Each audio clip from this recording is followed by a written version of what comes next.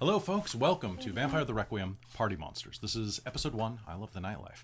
I am your storyteller, Kelly, and I'm really happy to be here tonight because not only is this a game that I love, I really love Vampire the Requiem and anything in the Chronicles of Darkness continuity, but this is actually using rules that I wrote because, hey, on the side I do some dev work for Storyteller's Vault. So actually, if you look down there, you can see books that were organized by my editor, Sam Young, and that I wrote for. So if you like what we're doing here tonight, what you can do is go and support the game by going and supporting the author. If you go to Storyteller's Vault and you search any of the names here, Maquette, everything but Gangrel, basically. The clan Gangrel is still in the process of being written.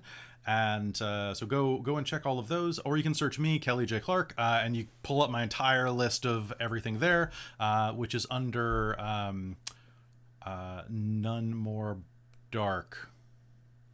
I believe that's Sam's publishing company name. Thank you. All right, so anyway, folks, I'm very happy to be here tonight. Once again, I'm Kelly. You can look me up on Storyteller's Vault or anywhere else as Kelly Clark, or Kelly J. Clark if you're feeling it. I use he and him pronouns, and I am going to pass the mic over. We can hear from some of the players tonight. I'm very happy to be here because, Chris, this game actually is a present for you because I made a bet with you when you decided to quit smoking.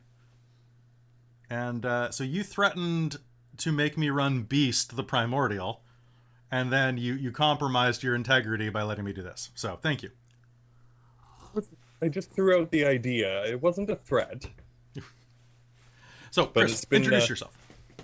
Hi, I'm Chris. You can find me at Dork Tales. I like to use he, him, or they pronouns. And because I have quit smoking for 276 days, 21 hours, 28 minutes, and 10 seconds, Kelly is running this game.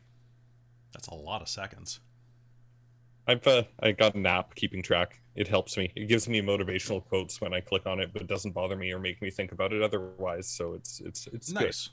Also, I guess having that like length of time there is really good because you can look at it and be like, whenever you decide, like you feel like changing, you look down and you're like, that's a lot of progress to hit again.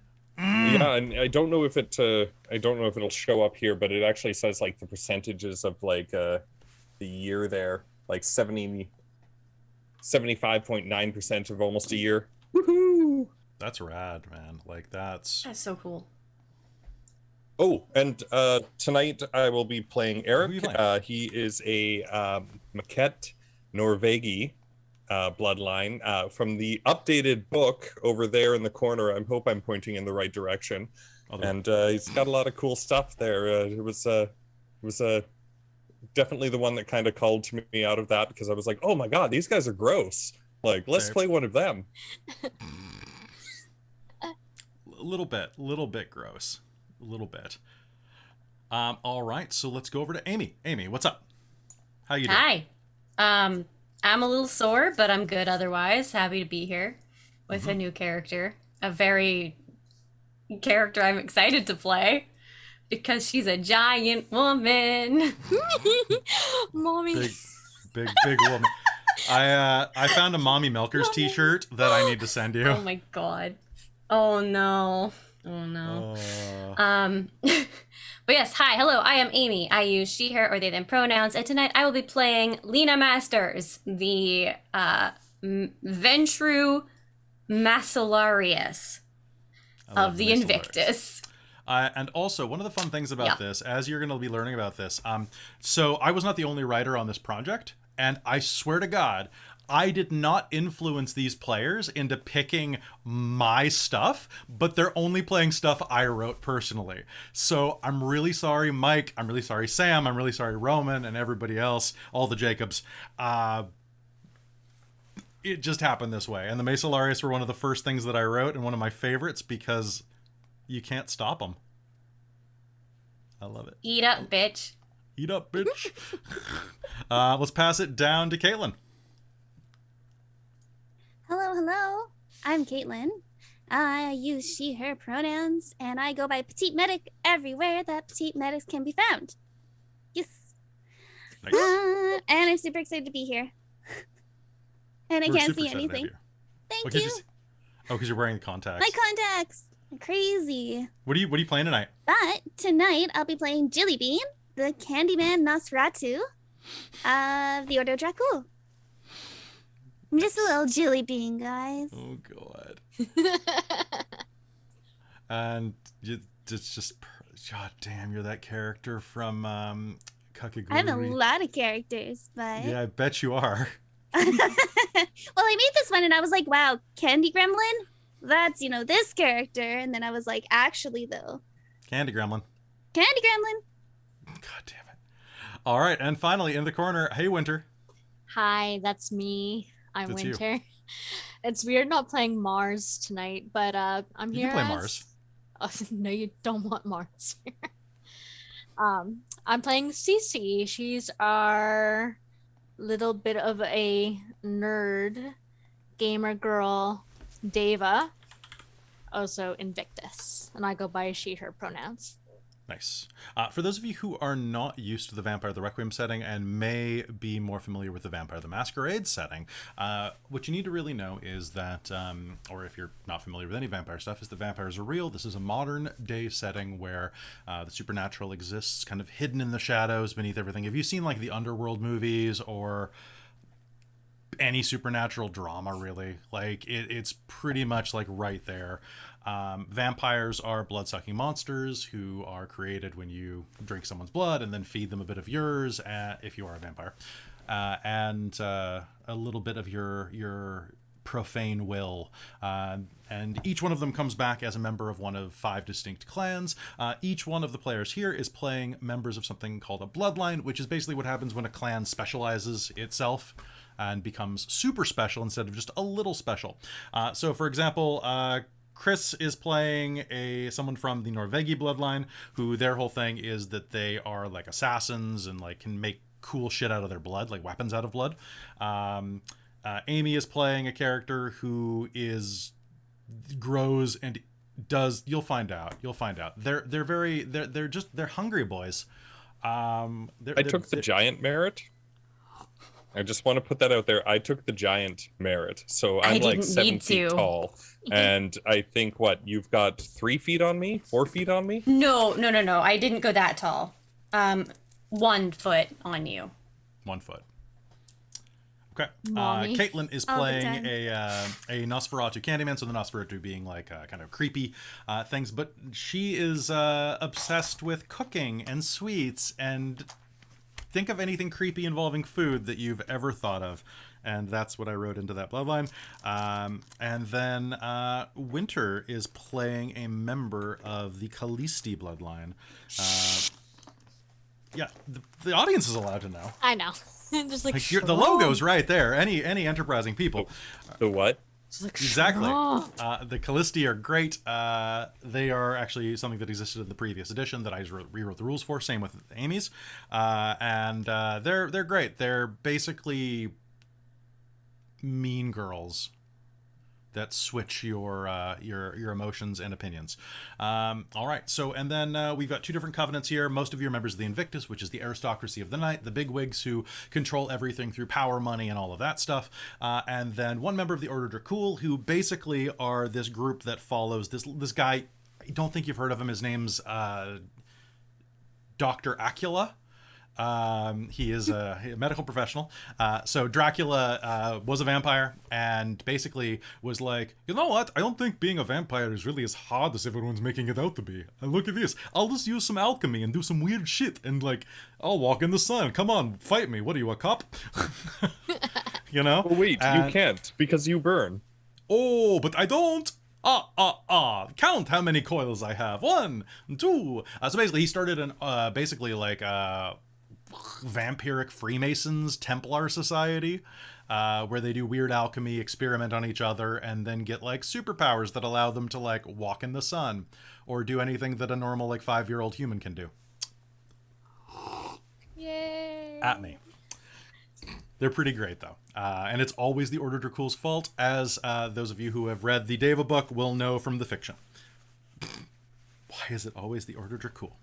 And then I think the final thing that you need to know is that our game is set in Vancouver, British Columbia, and it is the same setting precisely as our Hunter the Vigil game and our our Werewolf the Forsaken game. So all of that is one shared continuity. Does anyone have any questions before we actually hop in? I don't think so. Okay. No questions, but I just want to say 7:04. Yeah, it is. It's 7. It's 8:36 actually. Okay, so episode 1, and then what was the last thing? We're in Vancouver, and I want to do a quick shout out to our graphic designer Michael, because look at how beautiful these frames are and the logo and everything. I basically sent him like a bunch of like songs by the weekend and said, hey, make this into like a frame, like an overlay, and he did it. Like, it was great. I wish I could play some of those songs right now, because Blinding Lights is basically like my entire musical diet right now, and has been for the past like 2 years, because time hasn't existed for 2 years. Did you know? All right, folks. So starting off, what I'd like to do is everybody here roll me a 10-sided dice and tell me what you get. Okay. Actually, roll me a 10 and add your blood potency to it. With blood potency 8. Cool. You're starting Also with 8. 8 points of vitae it is. 7. 10. All right. So fill that many points of vitae in. That's how hungry you are. Your vitae Nice. is of a... unless you have a special bonus, it is of a maximum equivalent to your blood potency plus 9. Okay. Who would have a special bonus on that? Amy, do you have that ability? What is it called? The bloat one? Ooh. You might not. I might not. There's a lot of really cool stuff in that book, though.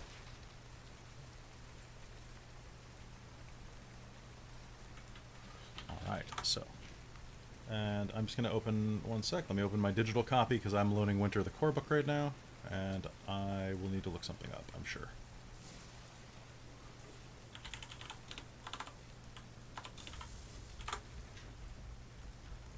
All right. There we go. All right, folks. You ready to play some Vampire the Requiem? Mm-hmm.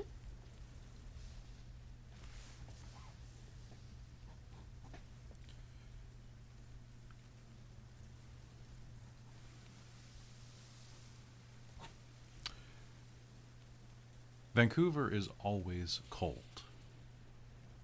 Unless it's bright summer. It's the type of city where you always need a jacket, if not a heavy coat. Usually one that's waterproof.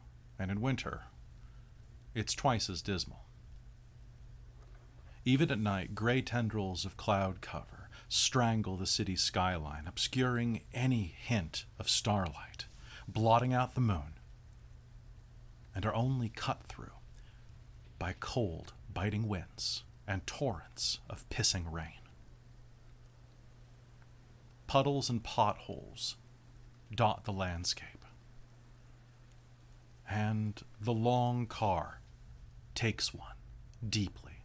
The shocks groan as Lena, your car rocks back and forth. Your driver looks in the rearview mirror and sheepishly says, "Sorry, ma'am. The roads aren't what they used to be around here."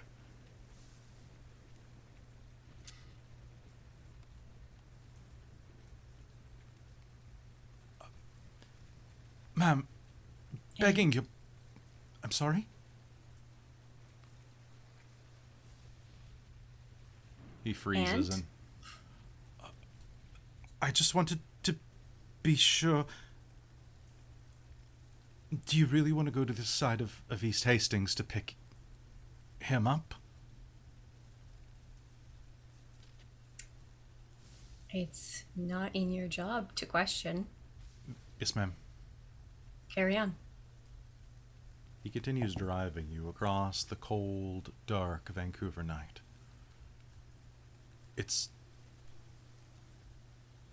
What's your humanity rating, Amy? Lena's humanity rating is 6. What's Amy's? Amy's? Probably like 7 or 8. Okay. looking around, you are still human enough, even after the decades you've spent as a blood-drinking monster, to notice that the last few times you've been driven through the city, there has been a distinct lack of people. Whatever this flu that's been going around seems to be fading off a bit. You still see the strange person walking around wearing masks in public, but feeding has gotten easier again. Life has returned to somewhat normal.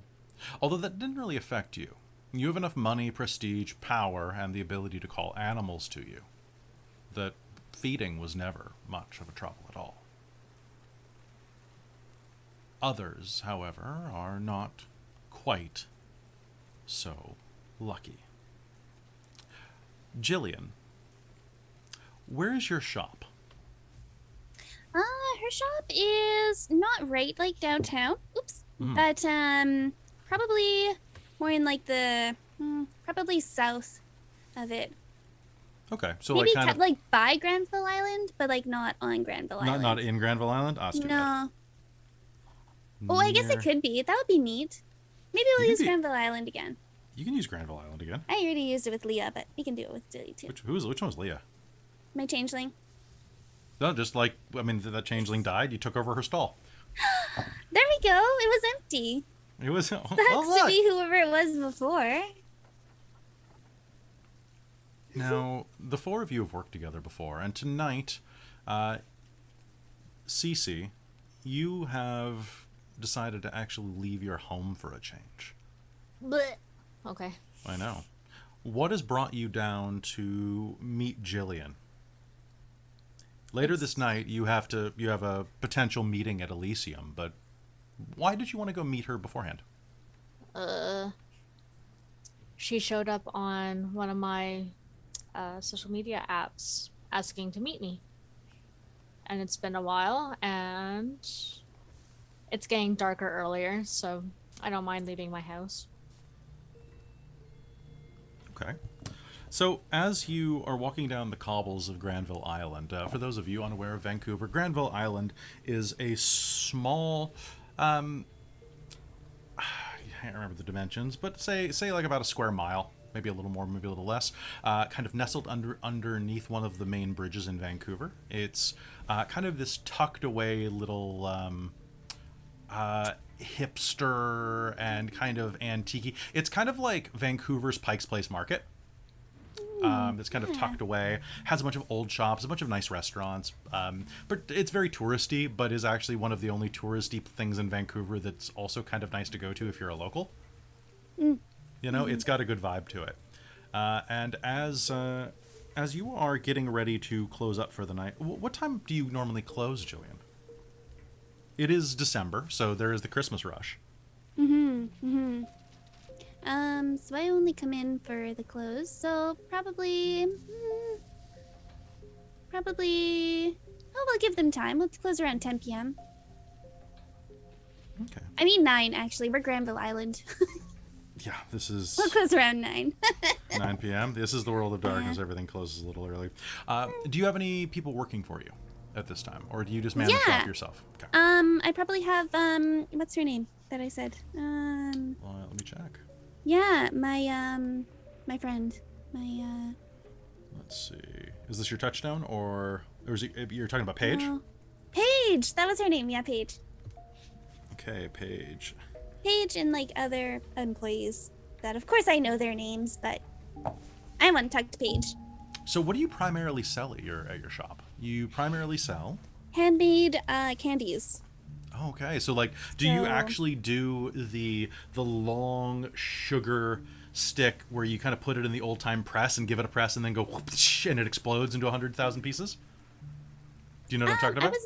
Not really, but okay. There's a big that sounds really cool. So send that to me, and yes, but also we sell handmade little round ones. I got them in one of my little like Japanese packs. They're really cute. They're like little tamari balls.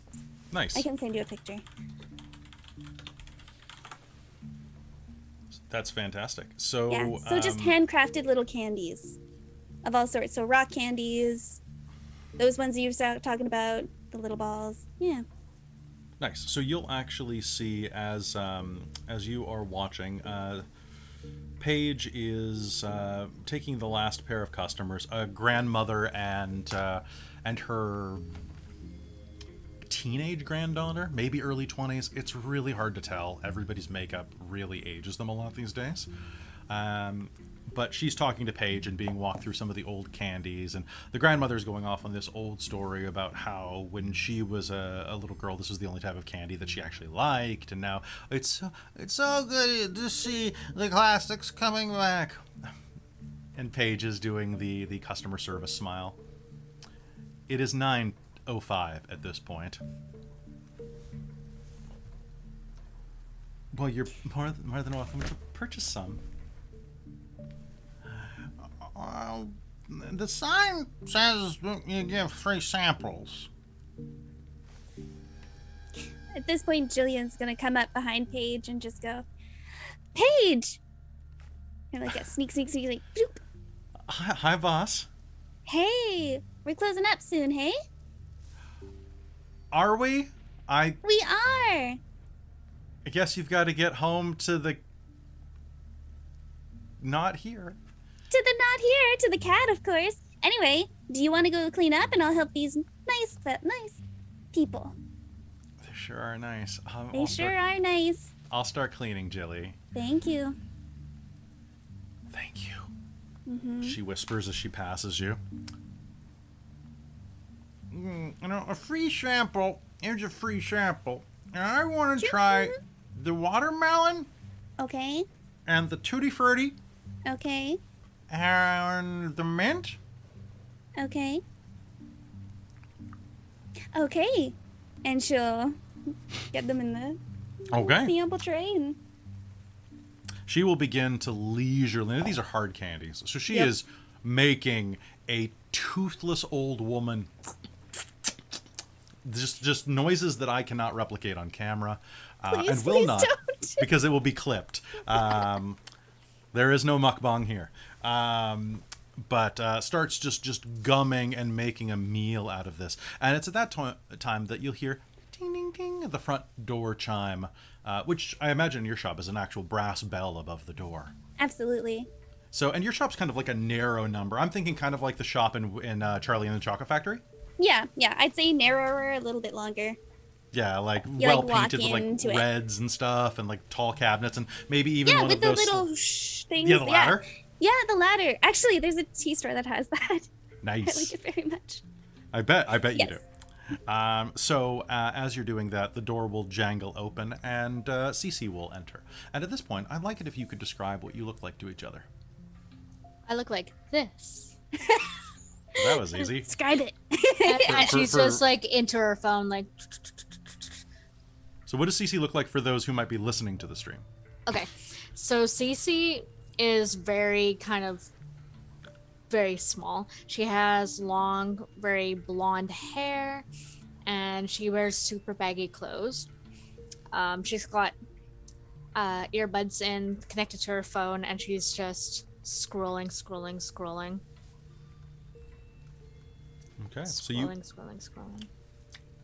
I don't know if I like this one. Well, that's okay. We have a little spit basin, and then she's going to like hand over like one of those kind of small cups, and just kind of put it on the counter. Yeah, keep trying them to your heart's content. Oma, we should probably get out of here. It's getting kind of late, and the Uber's waiting outside. Oh dear, did you know that they charge for how long they wait? Just saying. We're open again tomorrow. I'll take a mixed bag of 20. Oh, sure. Anything you like in particular? Not whatever I just spat out. That was the watermelon. Just gonna look. Oh, okay. No watermelon then. Paige? Mm-hmm. Sorry. I have something. 20 mixed, no watermelon. Yes, please. I'm on it. You're Don't worry. Best. Thank you. She goes and assembles the things. And what do you look like, Jillian? So Jillian is also fairly short. I think I put her at 5'2". Wow. Something around there. Yeah. This is the exact opposite cast. 5'2". Yeah. She's very short, very slim. She's like 110 pounds soaking wet kind of thing. She has auburn-ish, pinkish hair. Kind of comes down to her shoulders. Blue, very, very blue eyes. Kind of look weirdly pink in the center. She's got weird pupils. You don't know. You don't really look too hard. That's okay, though. Because her outfits are super, super cute. So right now, she's actually wearing a pink sweater with bunny ears on it. Very professional, Nice. Right? Very professional. Very professional. Very professional. So it's just the two of you. So she's like tapping away on her phone. And as you are doing that, you are going to get the pop-up for like a TikTok of candy making. Oh. It's going to just read your location and be like, recommended for you. Bing. And Cece's actually going to also start taking pictures of the candy displays. You don't Nice. mind if Are I you- put this on Instagram, do you? They're so aesthetic, aren't they? Yeah, let me just... Yeah. Are you Cool. trying to get any traction with this? Me? Yeah. That's just what I find outside my house. No, but Winter, are you trying to get any traction on social media with this? Like me, Winter? No, like as Cece. Cece. Not this particularly, no. But she Okay. likes just to be like, ooh, pretty things. All right. So, as you are doing that, Paige will finish up, and the rest of the customers will head out for the night. Paige will. She's with you. You guys are. Oh, yes. Yep. I invited her here. You can go home for the night. Thank you for such a good job, Paige. Not a problem at all. And she's gonna drop the bolts immediately. Just chunk, chunk, chunk. Fucking old people, am I right? She says, and just like stomps away. You're right. Thanks for the help. No problem. She immediately pulls her is she blonde or brunette? Or does she have dyed hair? I was thinking brunette. So she immediately is going to grab her like kind of like dangling brunette hair and pull it up, revealing this very like radically shaved undercut that's Beautiful. obscured by the way that it was dangling, and start love it. like popping any additional piercings back in. Oh, yeah. Just Yeah, sorry. Gotta keep up appearances, but... yeah, I know. I just gotta go. I gotta. Oh, yeah. We'll see you later. Yeah, I think that bitch just took my Uber. Oh, shoot. Well, the thing is that there probably will be a few more. Everything's closing here and people want to get home. Oh, Yeah, you can always well- take the little ferry. Little pop-up boat. No. I got a house party over near Metrotown. Yeah, okay. Oh, don't tell anybody. It's gonna be. It's just 6 of us in the house, completely socially distanced. It's gonna be fine. I've even No, got I a don't mask. judge. Cece's Oh, there like, you go. Good job. house party in Metro Town. Notes. Okay. Take care. Okay, bye. And with that, she's Bye. gonna slide a mask over herself that says "Up for anything" right across it, and like a little like winky face emoji on the side. And is going to head out the door, leaving it to jangle as she exits out the back. That is so tiring. Okay. I actually wanted you to test something for me, Cece. Okay. It's a candy. It doesn't actually have anything in it. I just want you to test the flavor. I mean, it's got a little something for, but Oh, you can eat it. So you can eat it. okay.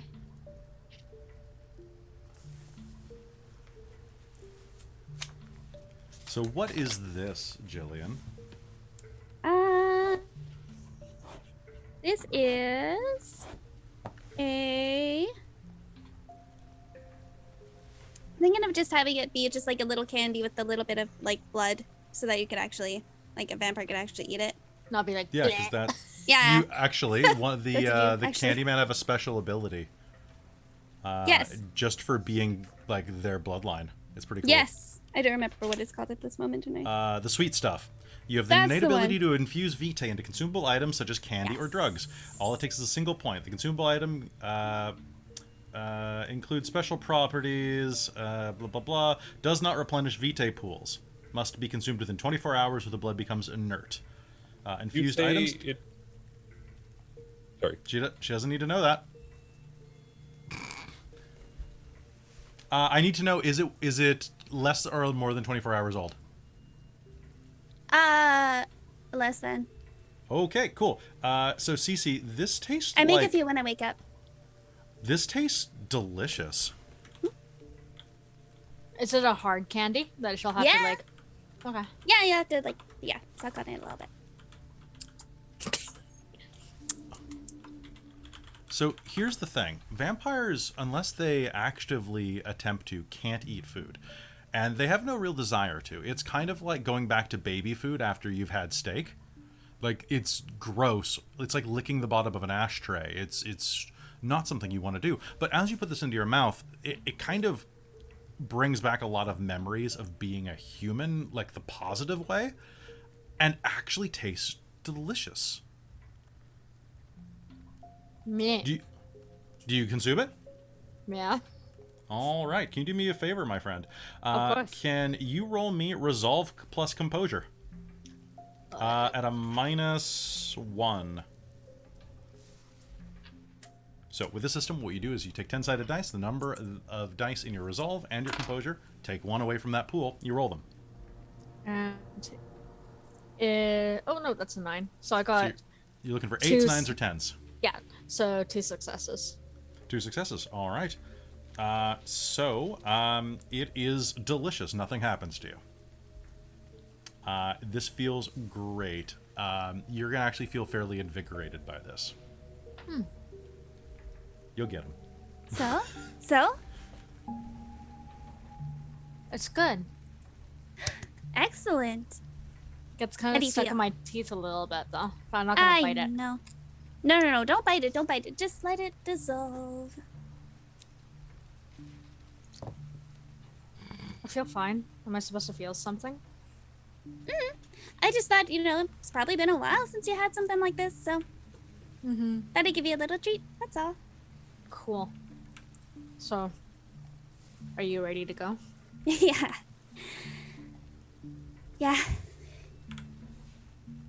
Let's Got go. everything? Yeah, I don't really need anything. And everything's in my pocket. Cool. Because I want to go and get out as fast as I can. Well, alright then. All right. So tonight you're going to meet the rest of your little coterie at the Fairmont Hotel in downtown Vancouver. It's one of the Elysiums of town, a place where it is complete neutral ground between all vampires, and is a good meeting place to find out like the what's going on, the who's who.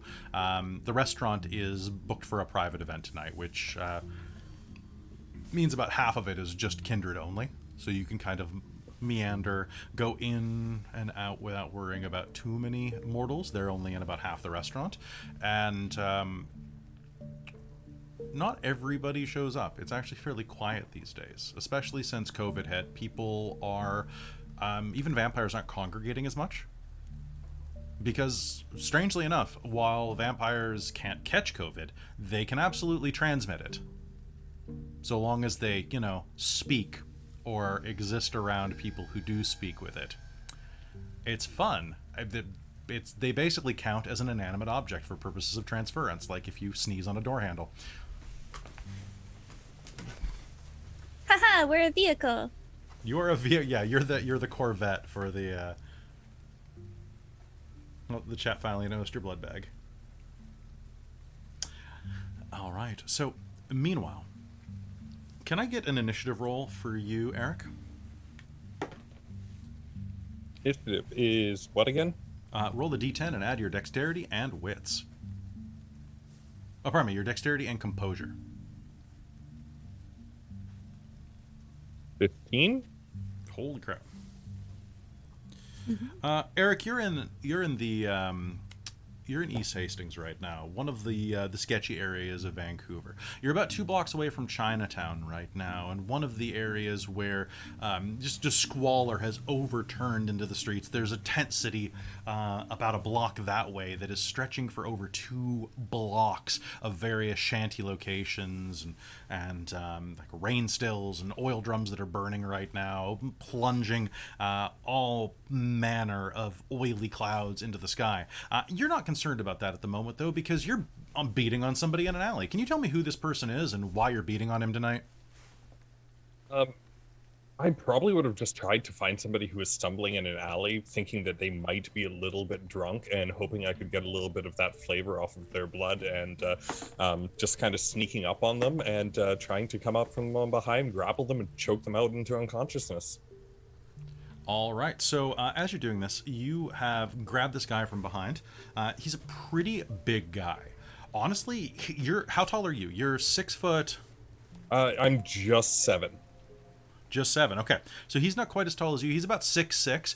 The dude has no neck. The flesh of his skull just kind of merges into his shoulders. And you can see that there's all manner of tattoos around there. Some of which, can you give me a wits and streetwise roll at a might? Your vampires you see perfectly in the Dark and Requiem. I forgot about that for a sec. Give me that wits and composure, just flat, to see if you notice what these symbols are. Rain is pouring down all around you, and as you grab this guy from behind, as he stumbles into the alley and whips his dick out behind a dumpster to take a piss. What'd you get? 1, you are going, as you grab him, you're going to turn and see that he has a number of tattoos along his throat, proclaiming him a member of the Aryan Brotherhood. He's this massive, hulking, like Stone Cold Steve Austin looking white guy with a handlebar mustache. He can't be more than about 35, but he's scarred and beaten up. Well, he has the air of someone who's been in a lot of fights. And as you spin him around, the completely glazed look in his eyes is going to focus enough that he knows that there's a fight coming as you go to grab him. So you have initiative, though, because you're much faster than him. What would you like to do? Hey, I'm going to use an unarmed attack and try and initiate a grapple right off the bat.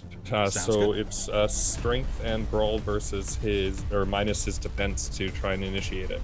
All right, so his defense is 3. Oh wait, pardon me. I forgot about athletics and brawling dodge. His defense is 5, which I still don't think actually hurts you very much. Nope, and I also have reroll 9s. 9 again is fantastic.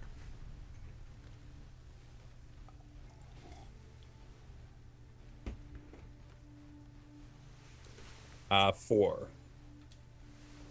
So I believe that's successful? That is successful. So you managed to grab him. Do you do anything else with any reflexive action?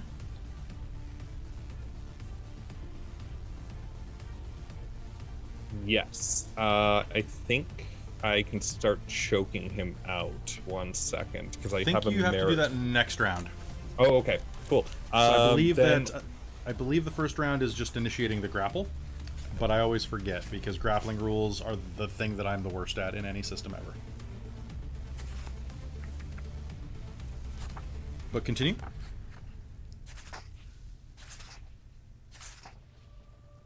Chris? Sorry, what were you saying then? Sorry, I lost the mute button there for a second. Yeah, I think that's it. So, I don't believe there's any other reflexive action because of my bloodline, I lost my fangs. So, yeah, I'm just going to keep trying to wrestle with him and choke him out.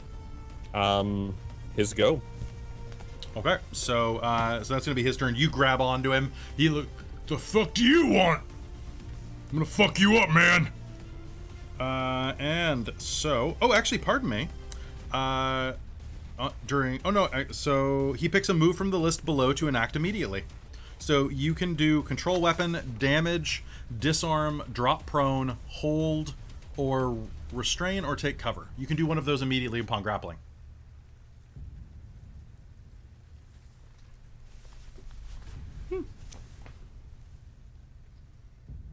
You cannot. Okay, we'll hold. Oh, actually. No, you can actually bite him right away.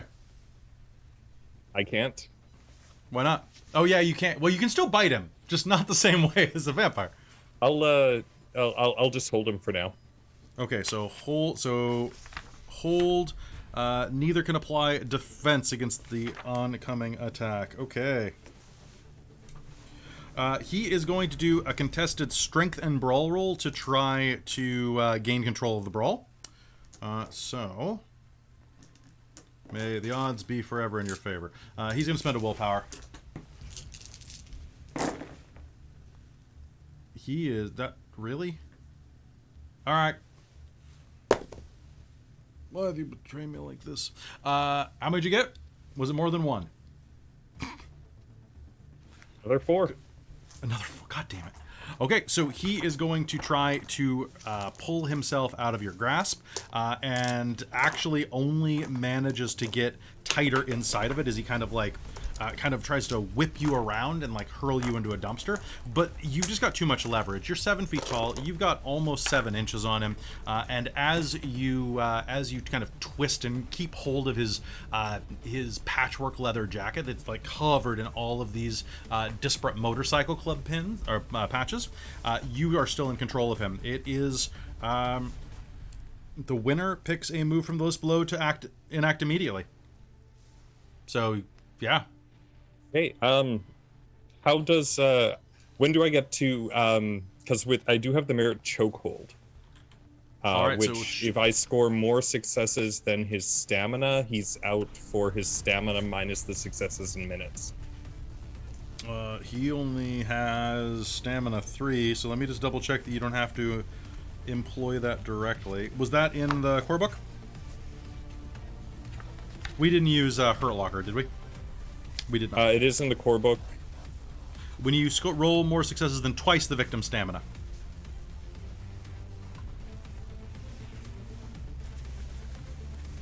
Okay, and they can be pooled. So I'm going to, however many I got now. Oh, no, it is over future turns. So you got 4 on the first turn, right? Yes. Okay, that's going to be 8 successes combined then. Right on. So that is going to be pretty easy. What do you do? How do you do this? I'm just gonna hold him by the neck and just use the supernatural vigor and just kind of Eric's a really big guy with he constantly looks like his jaw is just clenched and he's just about to explode and snap, and he's gonna relax for a little bit here and let whatever it is that's inside of him kind of take over and just kind of just crush his windpipe as much as he can before and just pull him down onto the ground. Oh damn. So you're trying to kill him? No, I'm just trying to make him unconscious, but Eric's letting go a little bit. Okay, so if you're going to let go, why don't we go ahead and do a resolve and composure roll to see whether or not your beast takes over. The rain is coming down, buffeting on you as you crush his windpipe and push him to the ground. Just give it to me straight. 2? Okay. So you are still in control. You're hurting this man in a way that's going to bring you pleasure, but you're not deliberately trying to end his life or anything like that. Your humanity is 5, right? 6. Oh, it's 6. Oh, okay. Cool.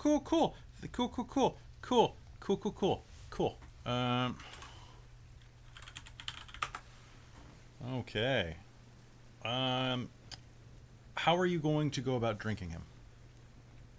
I'm going to every morning or evening, Erik shaves off a beard, and he carries around that straight razor with him all the time, and he's just going to cut him.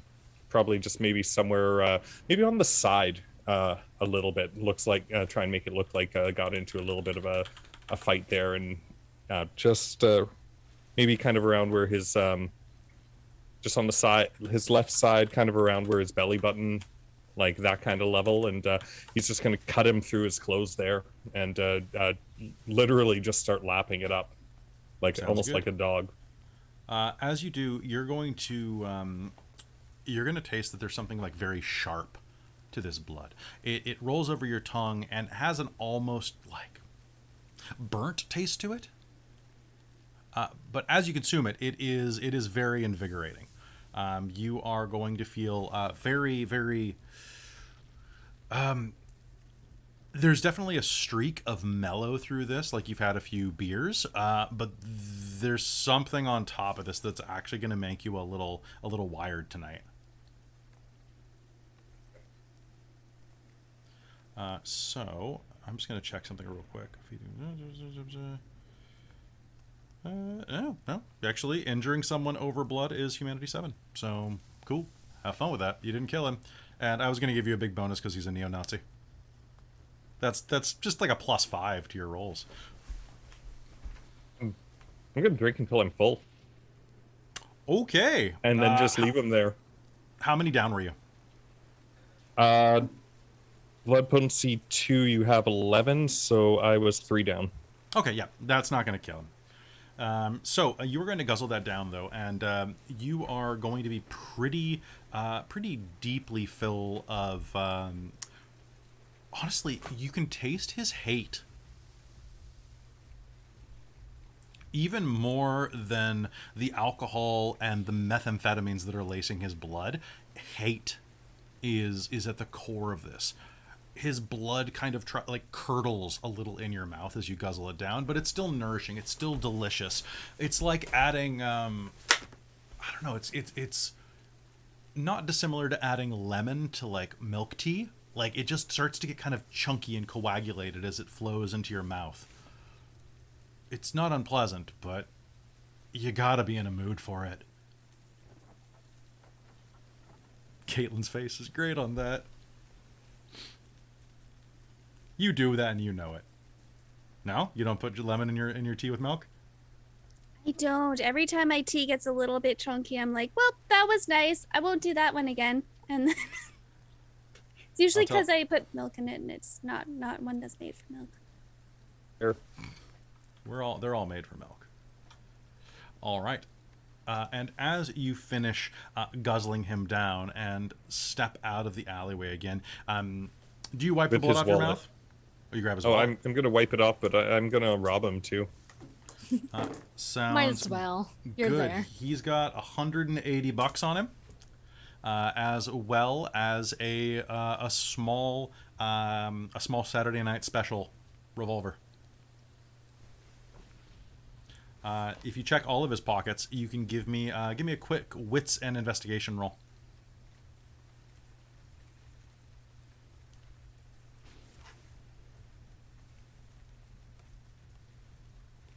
None. Okay. So you'll pat him down. You don't really feel anything. You're doing it pretty quickly, and his leather jacket is pretty dense. But you'll grab his wallet, and the gun is hard to miss.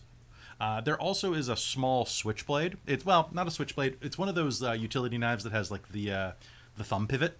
So the knives, you know. I forget what. He will leave the weapons. He'll just kind of take the cash and throw the wallet in the dumpster, and then maybe give the guy another kick, and then leave the alley, making sure he's got the blood wiped off. Okay. As you do, headlights are going to shine directly in your face. And what kind of car pulls up? Is it just a stretch limo, Lena?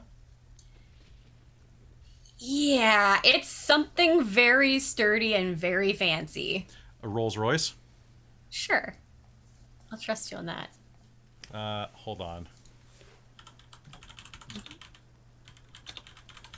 I'm going to look for an extended Rolls Royce for you. The Phantom Extended. What the hell is that? Oh, yeah. Is it good? Oh.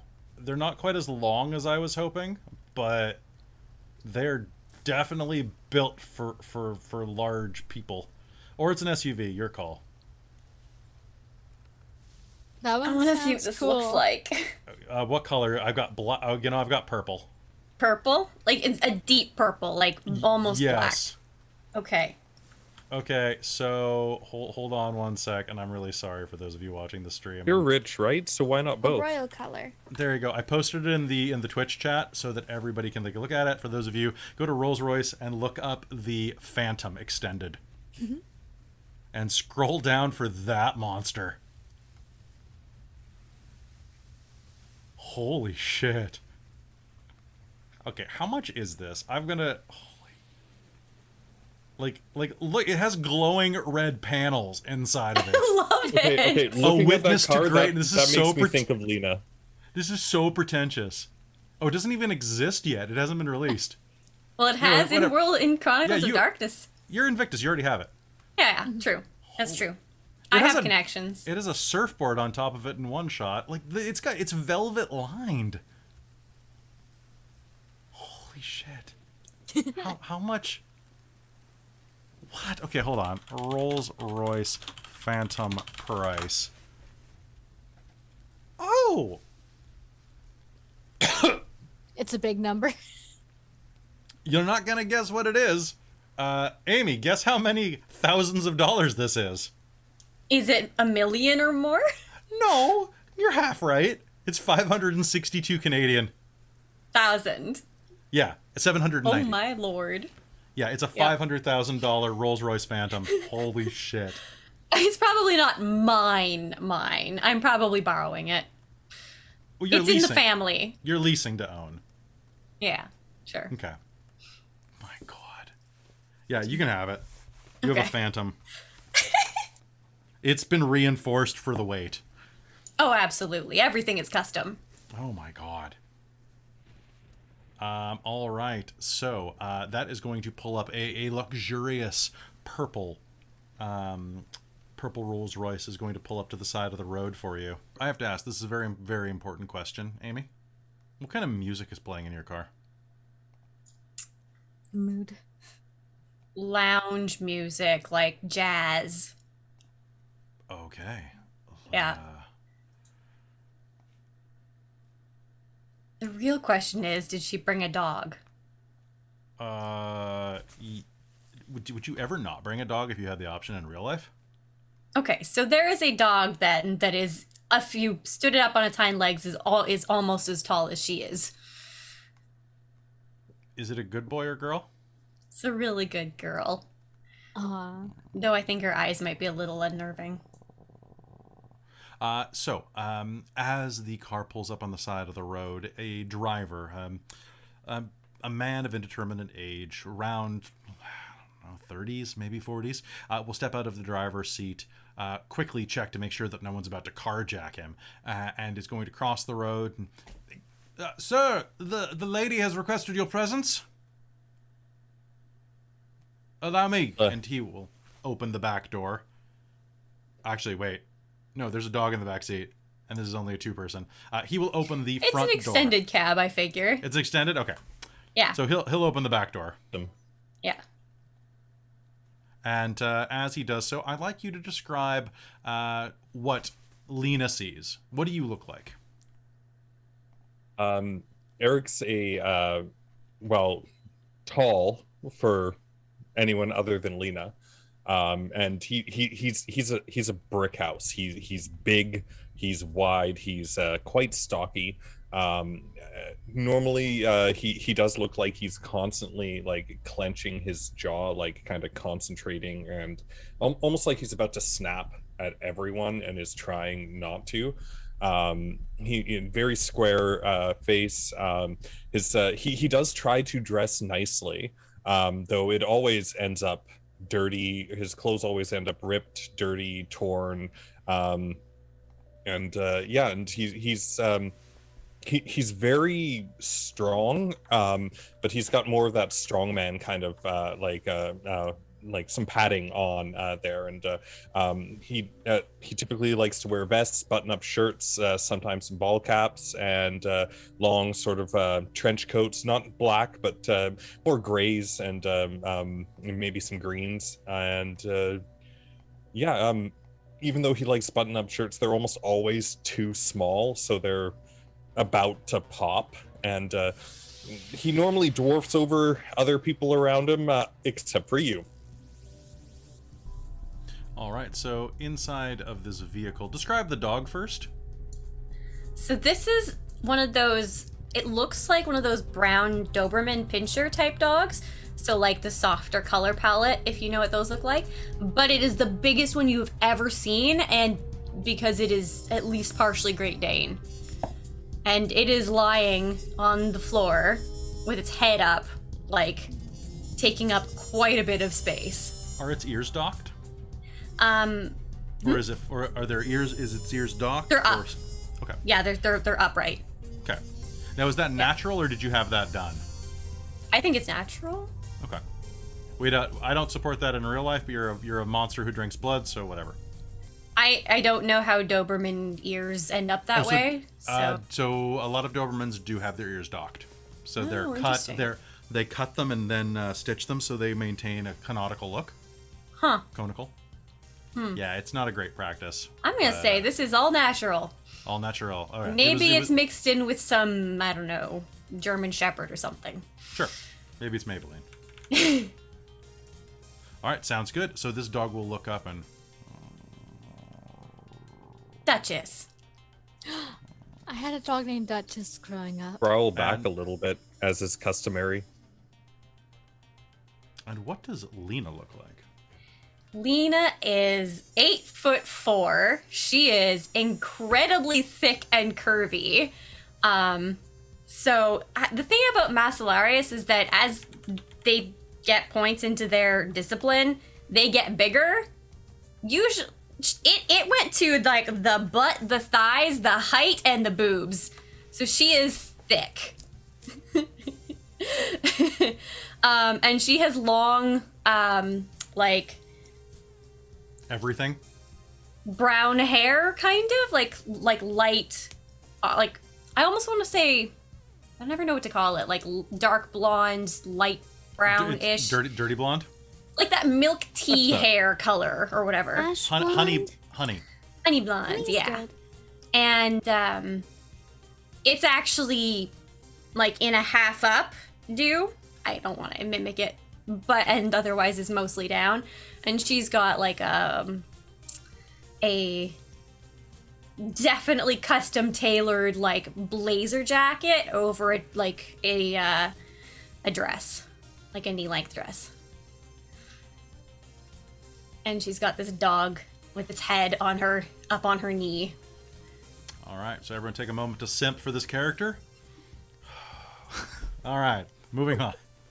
I like that Caitlin's just like, ah. All right. I'll growl back at the dog a little bit, which I think is probably kind of customary. The dog will roll its eyes up to look at its master, and then we'll just kind of give you the look of like, he did it. Yes, but you're better than him. I'm gonna do like that quick up down to like take in his appearance, just to see like what is out of place and how dirty he looks. Probably a little wet and muddy now after the little scuffle, and no matter how clean he thinks he gets, he's probably got blood on his corner there. Does he have blood on his hands from when he like wiped his face off? Oh, absolutely. She's gonna pull out from a side compartment a pack of wet wipes and will toss them at him. Get in. Yes, Miss Masters. He's very polite when he speaks to you, and will take those and do exactly what you intend for him to do. Nice. All right. And with that, your driver will hop back in and peel off into the night, trying to get as far away from East Hastings as possible. Do you discuss anything on your way to Elysium? Not unless I'm spoken to. Lena is actually going to, I can't do this, but imagine like the most pointed small talk. Like going over recent events and the various gossip about Elysium that she may or may not have picked up about. The Carthian movement's most recent attempts at putting a stranglehold on the city. They're trying to limit the mobility of other clans into districts, their expansion into the airport, things like that. Yeah. A recent covenant war between the Lankea Sanctum and the Circle of the Crone that was barely avoided. And then also she'll briefly chat about her recent charity gala that she helped back. Nice. Did it go well? Oh yeah, it was fantastic. We had an art auction. We raised so much money for all those poor little kids. Nice. Very good. Very, very good. He'll just be like really awkward, like not sure how to reciprocate that. Like you've probably seen him. He's, as long as it's not another sort of person who's clearly above his status, he can be quite social. If it's not for actually, you've probably seen it a few times. The bloodline flaw, like actually, Kelly. Yes. How would you describe their bloodline flaw, since you wrote it? Sometimes when you look at him, what color are Eric's eyes? Brown. Sometimes, the first time that you noticed it, you were looking into his eyes because it's only polite to make eye contact, right? One of his eyes was darker than the other, and you thought for a moment that it was a little trick of the light. And then you watched the black of his iris start to wiggle and bleed across the white of his eye, like a black worm was trying to escape toward the tear duct. And then watch the veins begin to darken and pivot as something was kind of writhing under the corners of his flesh. Like you were watching a blood clot in action.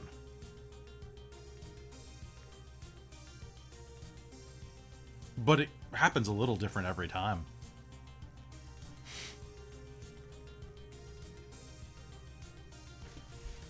Interesting.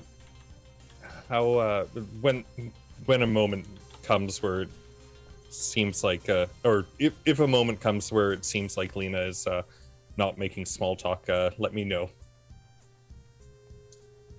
There will probably be a moment about like halfway through the drive. You spoke of the Carthians. Did you need me to take care of a problem there? No. It's just good to keep an eye on things. Yes, Miss Masters.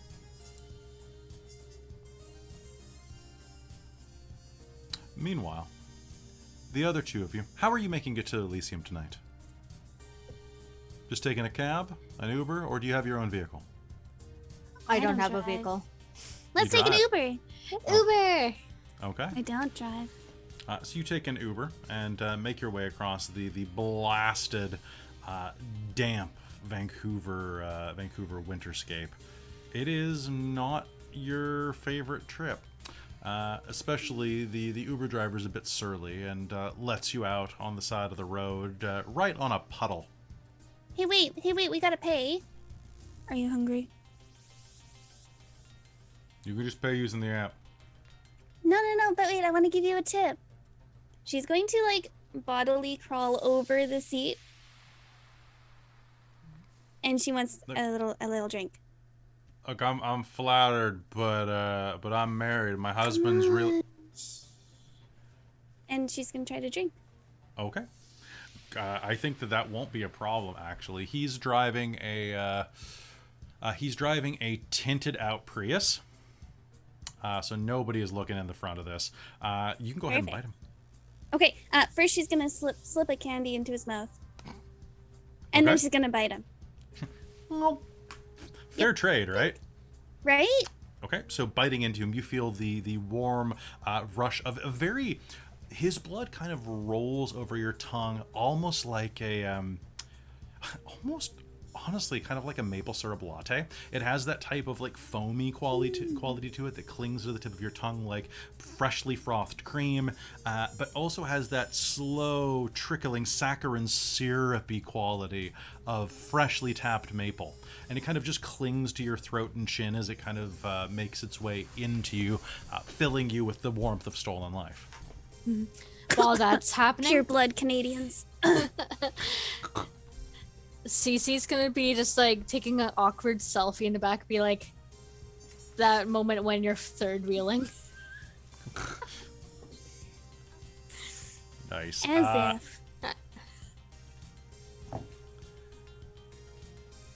So how much are you taking?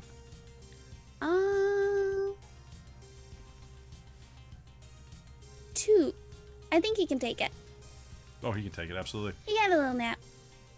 Oh, Maybe 3 and he can have a little nap. It's true. I just wanted to put 3 something in and he can have a the little say something. I just saw the chat was saying that vampires don't show up on camera. They took that out of 2nd edition. Oh, yeah. So you show up Yeah. in mirrors and on camera again. You do. Yeah. So Yeah. So don't make that part of your strategy. Oh, so you Yeah, don't, no. It's why you isn't have there? They got rid of that? They got rid of that in 2nd ed. Yeah. Mm-hmm. I believe. I'm 90% sure they did. One sec. Yeah, because I think thought we it wasn't talked so about much it that at they some don't point. show up, but that something kind of gets in the way all the time. Like, so if you were like walking by people doing a photo, like somebody raises their hand and it obscures your face, like right at the right moment. Like the beast sort of keeps like finding ways that you're like looking away at the right moment, or maybe something goes wrong with the thing, so it's hard to identify. I think you, like but you can dramatically, yeah. I think as a dramatic fashion it does, but it doesn't. It's not like a mechanic. It's when the storyteller wants it to happen, it happens, type of thing. But it Gotcha. used to be a mechanical thing that you'd have to spend willpower to suppress. So they took that out, which is sad. It's one of the things that I do kind of miss. I do love the kind of fuzziness that's like, oh, why is he not in focus? That's weird. Instead of giving the Barney Stinson, where no matter how you take a photo, It's always perfect. quick note: if you're a guy and you want to look good in a photo, do 2 things: 1, suck on your tongue, and 2, adjust your shirt cuff. Then I guarantee it is almost impossible if you find a picture of The Rock wearing the long sleeves where he is not doing this. Like, it's so funny. Will The Rock ever finish buttoning his shirt? No. Okay, I figured she's gonna take 2 and Okay. then just like kind of just like hide what she's doing, so it just looks like she's like, I don't know, kissing or something. Thank you. No, thank you. Have a good night now. And she's gonna prance out. What? Are you With done? that, he's pretty I was droned out. hungry. Sorry. Could have left before me. Anyway, on to the next thing. Let's go. Okay. So,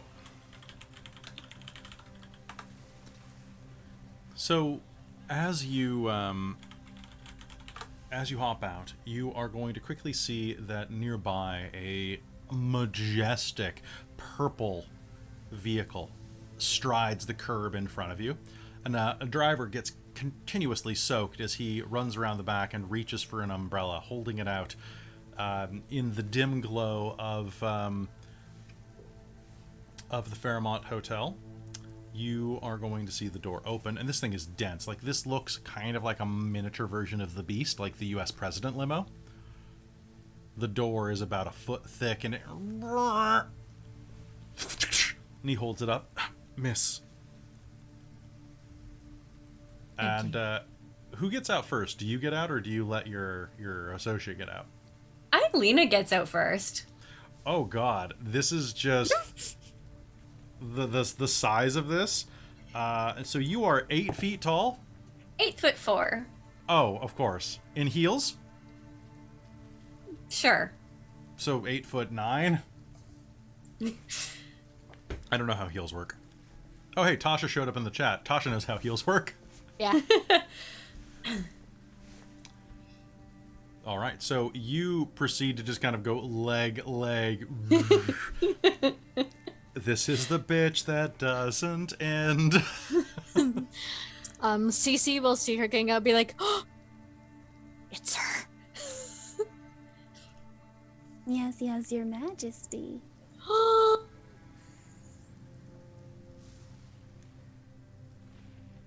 Your associate, the driver at least, is about 6'3" and manages to keep the umbrella above you. Impressive. Mm-hmm. There's a reason to keep him around. Yeah. Lightning crackles overhead, a little bit of cloud to cloud that Vancouver rarely sees. Your driver shifts nervously under the lightning while holding the umbrella.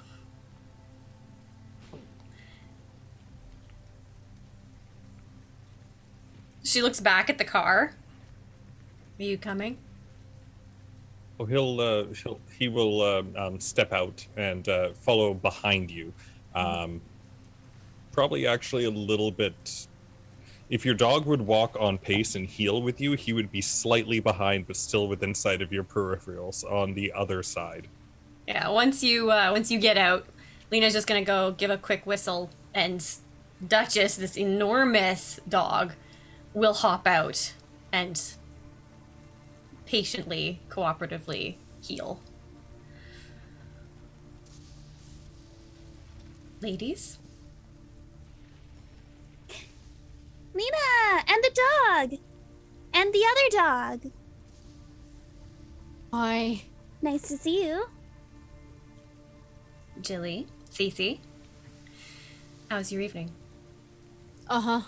Not bad. She's gonna nudge Cece. What's wrong with you? It's Ms. Masters. Oh my god. Let's go inside. It's kind of wet, Cece. Let's go. Yeah. You, Miss Masters. Lena's just gonna stride forward and into the building. I'll kind of eye up Jilly for that comment and give her like the biggest fucking stink eye I can manage, and before following close on your heel. Julie's just gonna stick her tongue out. And then turn around and go away. Go inside. Nice. Or do you head straight into the restaurant, or do you make your way around through the main lobby to get there? I think just straight like the beeline to where she needs to be. Beeline into the Nosh 8? Yeah. Yeah. Okay. As you walk in, they immediately will just assume that you're with the party. Hello, welcome. You're with the reservation? Please, to the right. Lena's just gonna keep going. She is very much. You hear somebody mutter. Ignore that, I get that all the time. All right. The music is kind of just... There we go. We'll pop that on. Music is playing just slightly through here. Nope, that's church music. What am I doing with my life? Wrong one. Wrong music. All right. The sound of people eating and enjoying their night is everywhere around you right now. And it's getting close to 10 p.m. It's a Friday night in late December. Let's say that it is... we'll say it's the 17th, a week before Christmas Eve. And you are led to the back area of the Notch 8, which is obscured from the view of the rest of the restaurant. A long corridor of side rooms and private VIP areas. It seems very discluded from the rest, and actually fairly empty tonight. Perhaps people just haven't shown up yet? do you all go and grab one of the side rooms or one of the tables? One of the side rooms. Okay. The door opens, and you are in a decent-sized room with a large table. It's about 15 feet wide and about 25 feet deep. The table is large enough to comfortably fit 12 people. Large velvet chairs and a broad black table fitted with bright silver corner pieces sits in the center of the room. Various tapestries and a kind of like a slightly Art Deco look to the place. Kind of like Nouveau Art Deco, if that can be a thing. More rectangles rather than squares. And the velvet on the chairs has a slight zebra stripe print to them. At least since the most recent renovation to this place, which happens fairly frequently. There's a single person inside of the room as you enter. One of the guest service representatives who stands to his attention wearing one of the Fairmont's outfits. You recognize them as one of the court's ghouls belonging to the person who is hosting tonight here, or at least is lending their resources to let tonight happen. And that is going to be... God, I have so many NPCs. I just have to remember who they are. Can you do me a favor? Chris, the game was for you, so roll me 2d10 and tell me what your total is.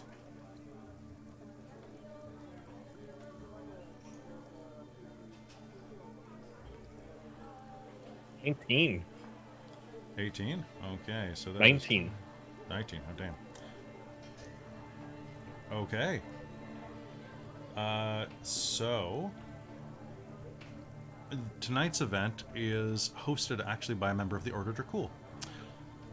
And this woman here, man, you can't quite tell. They're definitely, if anything, agender. This person in front of you has a rather square face, has no facial hair to speak of, but has a coif of blue hair that hangs very well maintained over a partial side shave, just like a half shave. Definitely covered in tattoos from the chin down, all manner. I'm talking about like old traditional American style, like mom and anchors, to Japanese designs and indigenous designs along the arms of their rolled up shirt. This person is definitely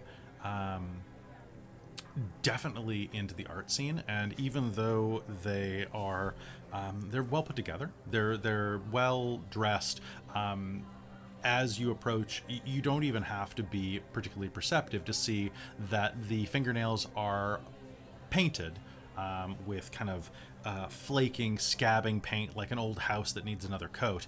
But underneath of them, they are coated with all manner of substances, from clay to paint to glaze, and a little bit of blood around the thumbs.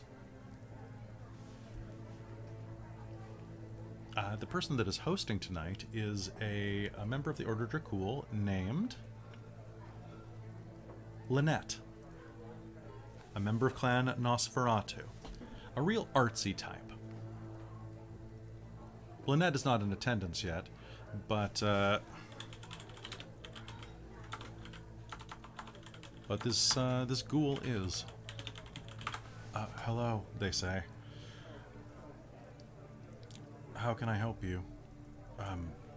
Welcome tonight.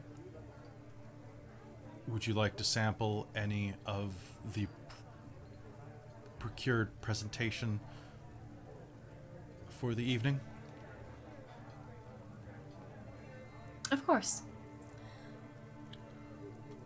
My name is... My name's Rowan. I will be your sommelier for the evening. Just one moment, please. And they will turn around and reach into this paint-splattered refrigerator that has been brought in. It's almost kind of like one of those like Monster energy drink size ones, but a bit bigger, kind of like a dorm fridge. And as they reach into it, they will pull a series of bags out. Now these are not small bags. These are not blood bags necessarily. These are the size of wine bags, like boxed wine. And in fact, they are inside of boxes. The boxes are plain. It looks like they acquired a winery or used a winery supplies to do this with. But they will pull out a number of them and will set them up for you. We have a number of different vintages on tap tonight. This is tiger blood, freshly procured from the San Diego Zoo. This is the blood of... they will quickly check their phone. This is the blood of an up-and-coming actor known for soap operas and has a hint of cocaine. Ooh. They will pour you a taster of it. A nice wine glass up to about 2 ounces. This is... anyone else while I'm pouring from... Okay. This is, by special request, Catholic schoolgirl. Oh, dang it. You can try both of them. Yeah. What's that song I heard on TikTok? I'm getting ripped tonight. There's always time for that. What other vintages do they have in stock? What other exotic vintages do you think you see here? Elephant. There is elephant. Yeah. Wow. Could you put a dish of the tiger blood for Duchess?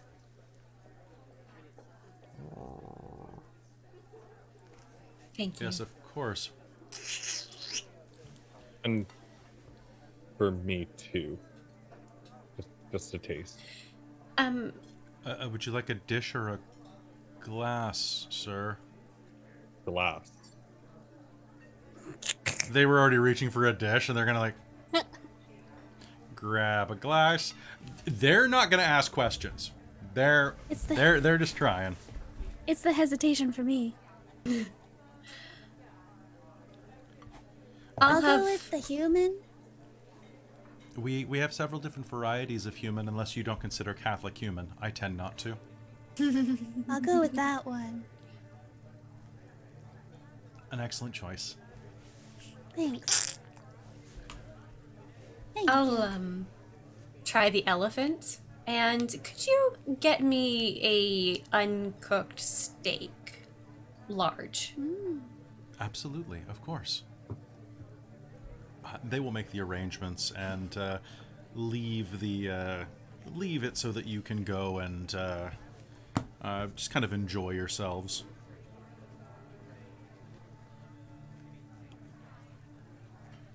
Tiger blood. Never tried an exotic animal like it before. What's it taste like? Let's see here. Maybe a little bit of orange and licorice? It's actually a little thin once you drink it.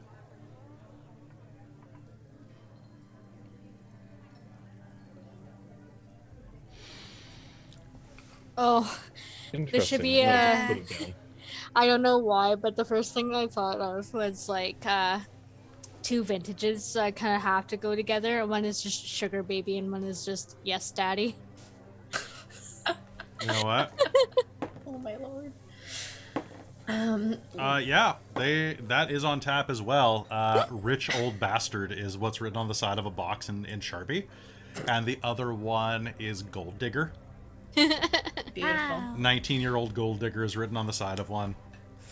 Lena's gonna go and lower herself into one of the chairs, and it is going to creak as she does.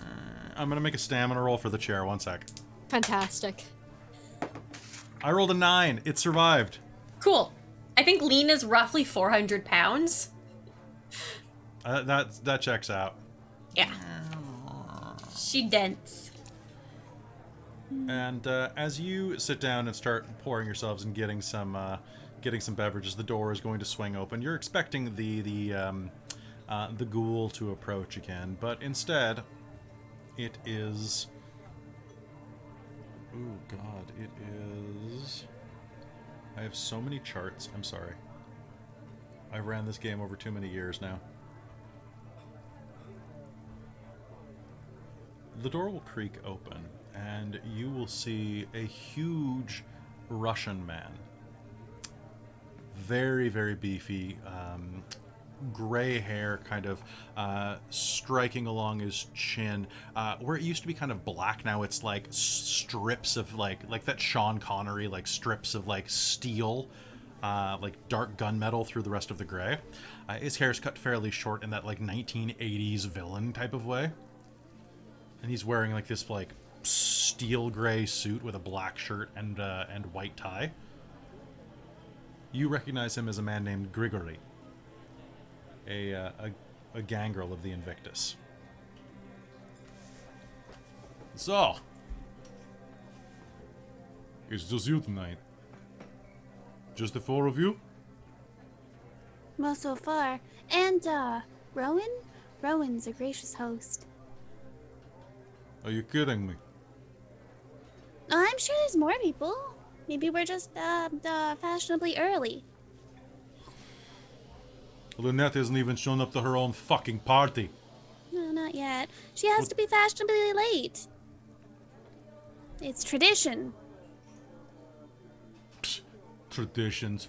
You stupid Canadians and your stupid traditions about being late. Never get used to it. Never. In Russia, you show up on time, and if you're late, fuck you. Sometimes if you're on time, fuck you.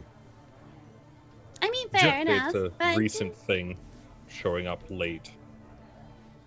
You must have it rough. fashionably late. Are you fashionable? Generally speaking, yes.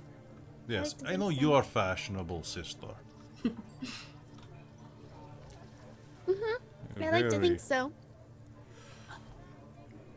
So, what type of voodoo have you been working with today, eh?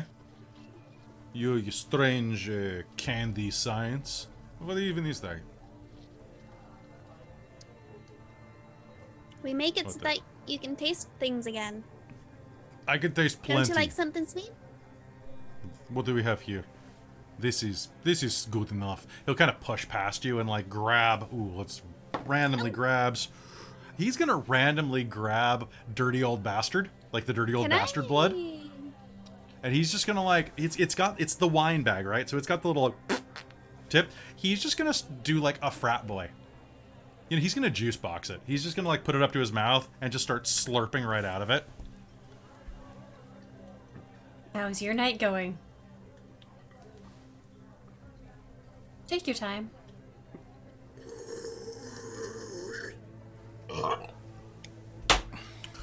He tosses the box to the floor right as the door opens, and the ghoul comes back in, going, "Let me take care of that," and starts cleaning up. My night is doing fucking great. How is your night? My night has been fantastic. Thank you for asking. That tastes really old. What was that? Maybe you should read the label first. There was a label? I just saw blood. I drink blood. Its blood is there. And that is completely understandable. There. Did you need something? She's gonna offer a wet wipe. That'd be good, actually. Do not want to wipe on pants. He'll walk over to you, grab the wet wipe, and kind of clean himself up. Actually, I have a task for you. Now, you both, all of you in the Invictus know that Grigory actually outranks you. He is a fully commissioned knight. And actually, I can't remember the exact rank off the top of my head. But he is basically he's a big time Invictus enforcer. Julie is very don't know, don't care. But You know that she probably will soon. they are deferential to him in some ways, and that he is generally seen as one of the tough guys in the city. I'm tough too. I need you to do me a favor. Well, I need you to do the right thing. Of course. What can we do for you? Do you know Nathan Sutton? Do I know Nathan Sutton? You can make me an intelligence and politics roll. Kindred will be a specialization that will apply. I have that. Remind me how specializations work in this system. You 'cause roll it's an been additional a bit. die. One additional dice. So you said it was intelligence and Intelligence and politics. okay. I believe in you. Up that skill. Fingers crossed. And any successes is 8, 9, 10? 8, 9, 10. And 10s explode. 10s explode. It's been a while. I know, right? Welcome back. Yep. One?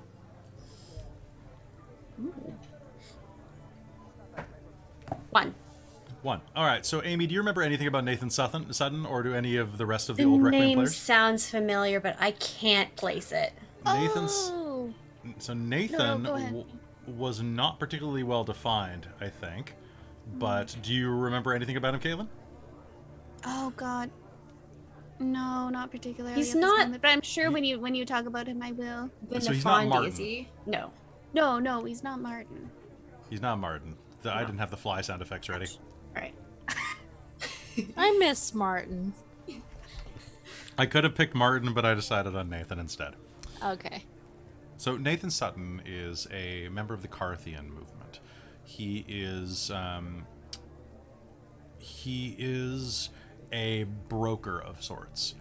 Very adept at getting things moved from one place to the other, financially or otherwise. He was an accountant in life, and has used these skills as well as these strange amount of people skills that he developed when he was in accounting school. Because strangely, right, you can have accountant jocks to basically set up a fencing network. Nathan is a very useful cog in the Carthian machine. Besides that, pleasant enough. Definitely the quieter of the Carthian movement. If you were watching Fight Club and thinking that Project Mayhem was the Carthian movement, he's definitely the Edward Norton of the Carthian movement. Like the one where you kind of look at him and you're like, why are you there? You have a 401k. You know? Like that type of vibe. You know Nathan? You know Nathan Sutton? In passing, yeah. Is she trustworthy? Pointing at Jillian. Generally speaking, yes. You're And useful too. Are you? Mm-hmm. Okay, fucking A. Sounds And not good. to mention pretty and modest. I got some good traits, okay? Continue though, continue. Take off hoodie, maybe we see traits. That's wrong. Wrong word. Grigori. Oh, sorry. Take off bunny hug. Maybe we see traits. Actually, it's got a zipper, so it's not a bunny hug. But thank you. Anyway, continue. Anyway, Nathan Sutton. He wants to defect. He is on the edge. He is contacted that he is tired of what Carthians are doing, but he is worried about defecting. He wants to join the First Estate. I think it's a good idea. He can join Invictus. We treat him well. He brings over all contacts that he has. He needs protection. And he needs a final bit of convincing. Unfortunately, I and Nathan not always have good relationship. We had a disagreement some time ago. So when I was asked to bring him over, he not come with me, I don't think. But you... you are very persuasive. You have person with great traits here, too.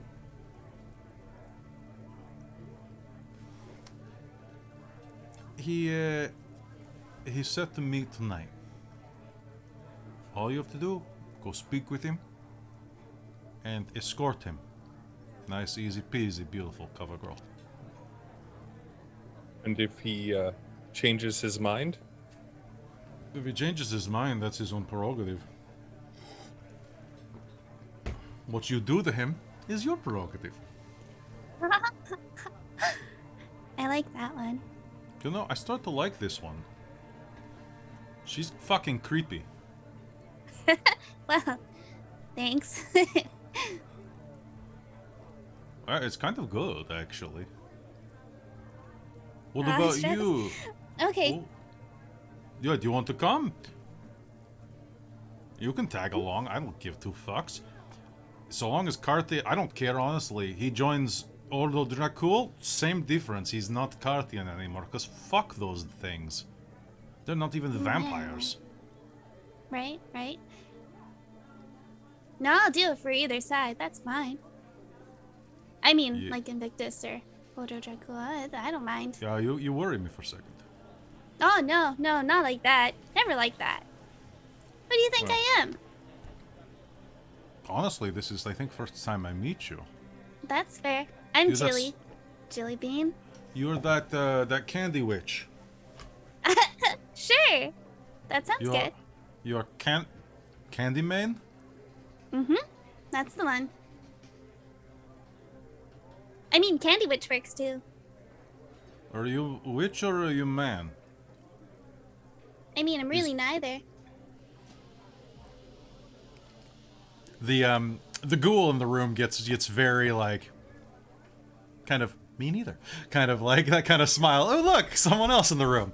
And goes about doing their duties, refilling your glasses and just generally being happy. But he'll kind of look over at you. I was told in 2021 not to ask that anymore, but honestly, I can't keep up. Be whatever you want. I don't give two Each their fucks. own. Yeah, doesn't matter. to me. Wait, did you lose it in experiment? No. Yes, Chris. I'll just kind of quietly like step up because I haven't been sitting down towards kind of where Lena is and just kind of look at her and like, do we know which side Lynette is on? Like very, very quietly while glancing at the ghoul.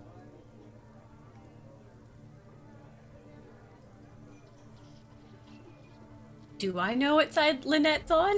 You can make me an int and politics roll, please. Kindred All politics right. will apply. Woohoo! Did tens explode? Yep. One success. Two. As far as you're concerned, she's with the Order Darkul. She's mostly apolitical. She's more focused on art and art accessories.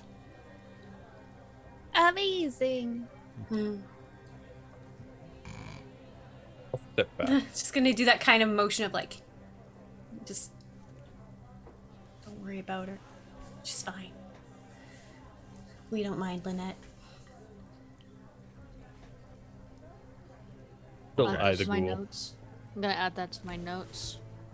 We don't mind Lynette. Do you need any more beverage, sir?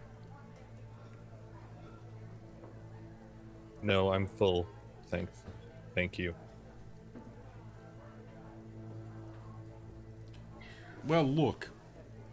I just need you to favor. Well, not really favor so much as command, but yeah. It's Potato, all tomato. in the presentation of how it's relayed, and I appreciate that. I have food out here for the party. Oh. The ghoul will rush to the door, go and pull out a 16-ounce steak, cooked, basically rare. Or did you say uncooked? I think, yeah, she said uncooked. Okay, so then uncooked 20-ounce steak will appear. Beautiful, Because because it hasn't shrunk. Lena can actually eat it. So the ghoul is going to go grab. This is a fucking porterhouse that is the size of. Oh, I don't even know, like 2 bricks nestled against each other. Like we're talking like this is a hunk of a cow that the cow missed. Yeah. So, she's happy to chow down on that, and she's gonna start tossing chunks of it to Duchess, who's lying down in the corner. All right, so you are going to watch as. Are you using knife and fork? Oh yeah, but she's gonna pack it away like nothing else. So you are watching Lena just like casually eat food, just rending and masticating the rather bloody steak between her maw. I'm trying to decide on if I'm disgusted or in awe. I'm absolutely impressed. You Is can what be I both. am. Yeah. Jealous. I am definitely jealous.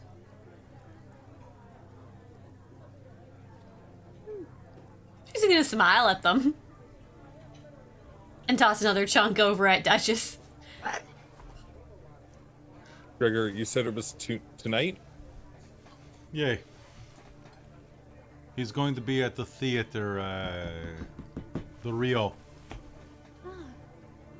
You know, it's like little like piece of shit, like movie theater stage production bullshit. Oh yeah, I know where it is. Yeah, by commercial. Yeah. I'm familiar with it. They need to bulldoze that down and put up more condominiums. That's just what I'm thinking. I would buy condo there. It's good property. I mean, that's one way of thinking about it. We're in the thick of things, I guess. More people is more food because I can't eat that fucking steak. Same. So, yeah, you go? Of course. Sure. I'm in. Can I get a favor off of everybody here? Can I get a wits and composure roll at a -4? Oh, from that's everybody. super fun. Now, if you have anything that gives you, if you have any merits that give you additional senses, let me know. I have acute senses. Those Ooh, aspects? which good that senses right? are cute? All of them. You can go ahead and make this roll at a -2 then. Nice. I also have Bloodhound. Not sure if that'll apply. Oh shit. Give me 1 sec. Let me double check Bloodhound real quick. Okay. Yeah, not fully sure what that was about, Discern but- blood by smelling it as if you had tasted it. Ah, So never you can mind. track by smell. Just kidding. For later. That's a special. I will secret let for I later. will give you something. I will give you something Okay. for that if you succeed. So go ahead and wits and composure -4, so that's 4 less dice. I was gonna spend a willpower. Sure. Now, someone paid for a willpower for me at the beginning of game, and I hadn't spent any yet. Can I just use that one? Yeah. And they spent for I have 4 hurt them mores. I gotta spend. Yeah. Nice. I got nothing. Got nothing really, even with the Nothing. just the -2. Yeah, because I only have 4 to begin with, so I only had 2 dice. Yeah, I had 1 success. Did you? Okay. That was, okay. Eric, did you get nothing? I got nothing. Unless Three Auspex successes. helps me. You'd have to know to turn it on. So, so Lena and Cece. So Cece, you're just gonna notice that like there's kind of like a Grigory kind of smells a little musty, like that suit's been in the closet for a while, and you think that like maybe probably the mothballs are getting to him. He's like kind of like scratching the corners of his elbows a bit. Just like kind of idly, like the suit's kind of like how people that aren't used to wearing wool do with like a wool shirt. They'll kind of just get a little occasional, Itchy. like a little itchy twitch. Lena, as you're eating You're going to detect a very slight aroma from Gregory as he stands up and gets ready to leave. Look, you head down to the Rio. You take care of it. All right? It's all good. You take care of it. You give me text. You have my number. I know you have my number. Yep, she'll nod. And as he moves past you, you're going to detect a light scent on the breeze. It's kind of loamy. It smells slightly of like petrichlor. Am I able to place it or pinpoint or recall what it might be? You can make me an intelligence and wits roll. Alternatively, you can make me an intelligence and science roll. I'm gonna go with wits. Okay. Is it intelligence and wits? Yep. Okay.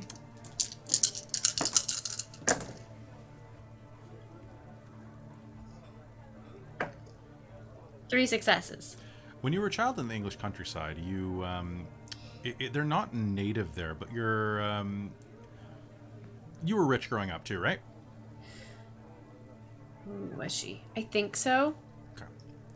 We'll just say Once on a trip down into France, your family, your extended family, decided to take you out doing rustic activities, and one of the rustic activities that you did was to go out with some local specialists from a farm that your extended family owned, and you went truffling with dogs, because your family's always been very big into animals. So you went truffling through some of the marshier regions of France, looking for these little truffles that you would have to like dig at the base of trees to get to and pull them out, because that's the way the truffles work, right?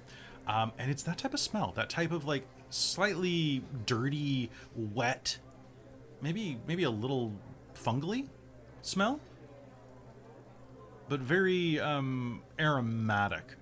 You have a very sharp nose, so that's probably, I don't know, maybe he went truffling earlier. Gonna make a note of that in her mentally.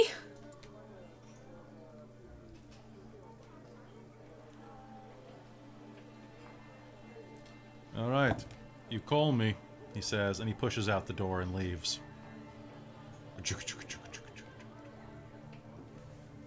Okay. Wait, did he tell us the time? Time is now! He yells back through the door. Perfect. Think the sooner we get moving, the better. Mm-hmm. Are we away? Are we from the Rio? That's a great question. Not walking distance, unless you walk really fast. So that is by Commercial and Broadway. You are in the core of downtown. So I would say probably about 5 kilometers. You know what? Vancouver geography does not make sense to me. Actually, any city geography doesn't make sense to me. I don't know if anybody feels me on that. But I will Google map it for you. Okay, so let's say there's the Vancouver Art Gallery. So we'll go from directions from here to... No, stop trying to tell me where I'm going. So to Mount Pleasant. Aw, that's your neighborhood, boys. Oh, it's the Dead Mall. I love the Dead Mall. Oh, yeah. The Dead Mall's so good. Okay, to it literally just populated the Dead Mall as my first potential stop. It just tried to send me to the Rio and Maple Ridge. Didn't even know they had a Rio and Maple Ridge. What the hell is there? Okay, hold on. Rio Theater East Broadway. There we go. So the distance... Oh, actually it's way closer than I thought it was. What's wrong with me? This is me not understanding basic geography. Sorry, you're... Oh, because I was trying to fly there, that's why. It is 5 kilometers! There you go. What do you know? Nailed I'm it. better than I thought I was. Okay, so it is an hour walk, a 16-minute SkyTrain ride, because it literally is just you hop on at the nearest stop and ride the Expo line until you get off at Broadway Commercial. Or it is like a 10-minute car ride. That is one thing I like about Vancouver, is that driving and riding the SkyTrain are almost the same. Like, you save like a third of your time by driving and then have to park for 3 times as long.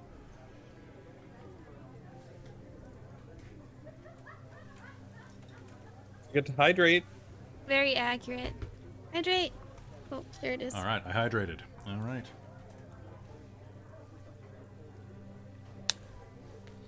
All right, so how are you making your way down to the Rio? I didn't hear that, Chris. What'd you say? Or that's kind of sour and very sweet. So were you. Both. Aw. Well, should we call an Uber for some of you? We could call an Uber for all of us. They do go that, that many seats. It would probably be like less conspicuous than your car. True. It tends to draw attention. If we can get an Uber that's an SUV, that would be preferred. Yeah, they have the extra large option. Mm-hmm. Mm-hmm. Then let's do that. All right. So you manage to acquire one of those cars and make your way across town. It takes about 20 minutes between calling and actually managing to get there. As you head out into the street, the driver kind of gawks a bit as you get in. Both the 7-foot tall... He gawks a bit at the 7-foot tall dude that walks out. The 7-foot tall Scandinavian dude, right? And then immediately following is an 8-foot tall Glamazon. And it's only like 2 little short things. It's just like... Little goblins. What the fuck? Love the description. I'm just like, I want up, uppies. I'll pick Cece up and put her in the car. Me too. Oh, God damn it. All right, so you make your way across town. The Pick rain Billy up and buffets. put her in the car too. Okay. The rain buffets down all around you as you make your way down. And soon you're in front of the Rio. Now, despite what Grigory said, the Rio is actually one of my favorite places in Vancouver. It's a lovely little theater that's got a little bit of that ramshackle quality to it because it was an actual movie theater that was converted into a performance area, playhouse, and movie theater. I've gone to see some pretty cool things there, including like the one of the live performances of The Room, where Greg Sestero was there, and then we watched he and Tommy Wiseau's new movie, Best Fiends. Fiend, it's a thing. It's not great. There's a lot of great stuff that happens there. I forget I've been there for a few other things that kind of so I don't want to actually I don't want to badmouth it because it's actually a really cool place. But Gregory's a dick. You make your way there. Now, at the front of the Rio is the front of the Rio is pretty not sorry, my brain's fuzzing tonight. It is unassuming. A simple glowing marquee sign that says RIO is above it there, and it's a single archway above its set of double doors, flanking the box office there. Old coming soon and now showing posters and frames line the brickwork outside, and rivulets, rivers of rain, are running down along the white and red striped awning above you, creating a full canopy of water on the other side of it. Are you sure you want me to drop you off here? I don't think they're open. This is the right place. All right, you have a good night. You as well. Bye bye. He lets you out. You easily Pop obfuscate just before leaving the car. okay. Obfuscate one facing the crowd. Okay, sounds good. Do you have to roll for that? Nope. Nice. Walking up, the doors are shut. There's no performance tonight, and the nearest one is not until tomorrow night. What do you do?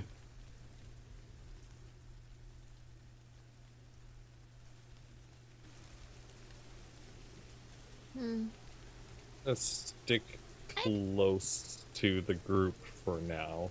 Just kind of walk with them.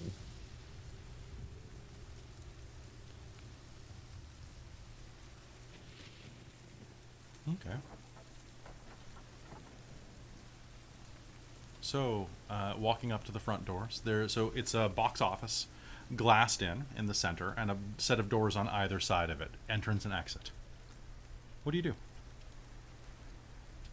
Hello. Julie's gonna like get so close to the glass, she's like fogging it up. Actually, you won't, because you don't produce body heat. Oh, that's right. Well, oh no, blush of health is just You know physical, what? Hold on. isn't it? Or blush of life. Blush of life. You actually will. You will. You're warm to the touch. Ah, there we go. You're not like I do have You're blush not of 98 life. I degrees. took You're like it. 90 degrees, like 92 degrees. So it takes a lot more effort. You're like, Can I try the door? The door is locked. Actually, What about the exit? the exit door is also locked. Okay, just thought I'd try. It's totally fine. We're supposed to try to get inside? Is this a test? This might be a test. Can anyone pick locks? I can't. I can try. Hmm. Yeah. He'll just say that, and he'll go over and he'll just kind of pull out a couple of tools from like underneath his vest and just start to get to work on the door. Cool. Neat. If you can't do it, I'll kick it in, so... Well, I don't care about property damage. But do your best. Make me a Dex and larceny roll. Oh, sorry, Cece, I think you're muted. Oh, I didn't say anything? Oh, I saw your mouth move. Sorry. No, it's just wearing the teeth. I had to move every once in a while. Okay, fair. 2. 2 successes. Honestly, the only one of the locks is dropped out front, and it's a pretty simple deadbolt. The other ones, and there's normally a cage that goes down afterwards to prevent anybody from breaking in, but it hasn't been dropped yet. Only one of the 3 bolts has been dropped, so you're able to make pretty quick work of it. A few twists of the handle, a few twists of your picks, and you'll hear the satisfying sound of the lock sliding open. Open the door and let everyone go through first. Oh, good job. Thank you. You're very tall. Never mind. She'll just do a boop, and then go inside. It opens immediately into the little front concession area. Directly in front of you, you can see a large gray countertop that sweeps either side of the theater doors, as well as the washrooms to the left and to the right. Behind the counter, you can see a turned off glow sign that would normally illuminate like the popcorn prices and whatever alcoholic beverages they were serving that night, as well as the popcorn machine and a number of snacks that are kept there. You can see that there is pretty well stocked Pabst Blue Ribbon and a bunch of other hipster beer. A lot of micro brews behind the counter, and the only wine that they have some boxed wine from a place called Creaky Rock. Yeah.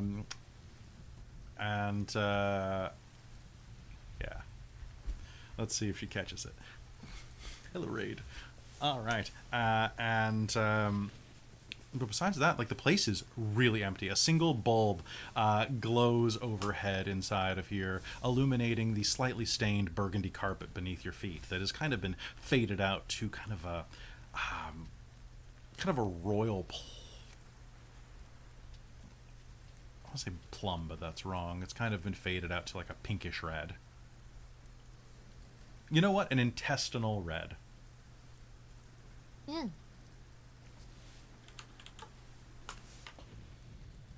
All right. What do you do? The doors to the main theater are shut right now, but they're not locked or anything. Is there any sign of activity or presence? You can make me a wits and composure roll. Wits and See if you hear anything. She's just so she let someone go in ahead of her before entering. Now I'm figuring she probably, when they headed out to get the Uber, I think she sent her dog back with her driver. Okay. For the time being. That makes sense.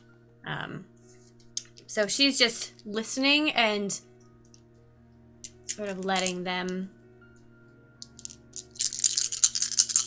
do the work for now. That's probably a good idea.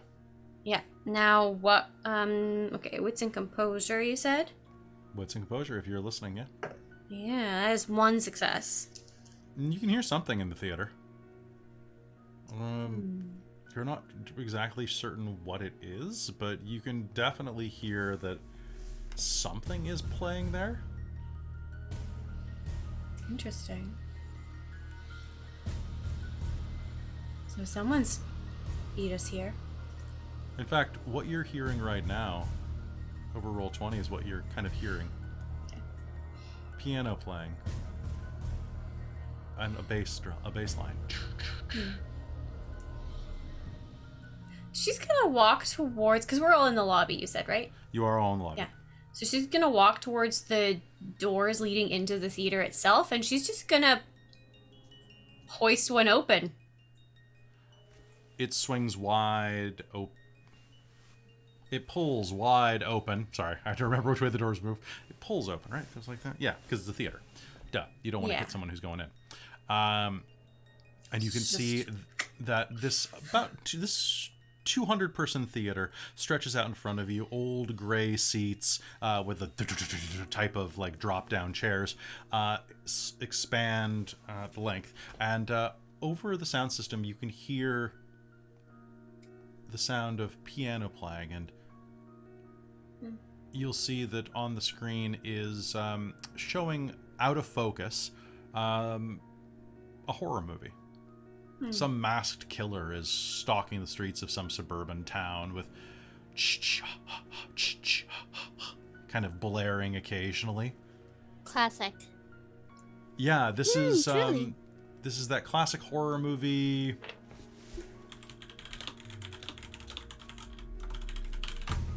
Let's find out. Movie title generator. These are really bad names. Perfect. No, like not even like good. New horror movie title generator. Let's do it. Also, chat, I will take any name that you put in there. Called October 31st. No. I think Jacob's drunk.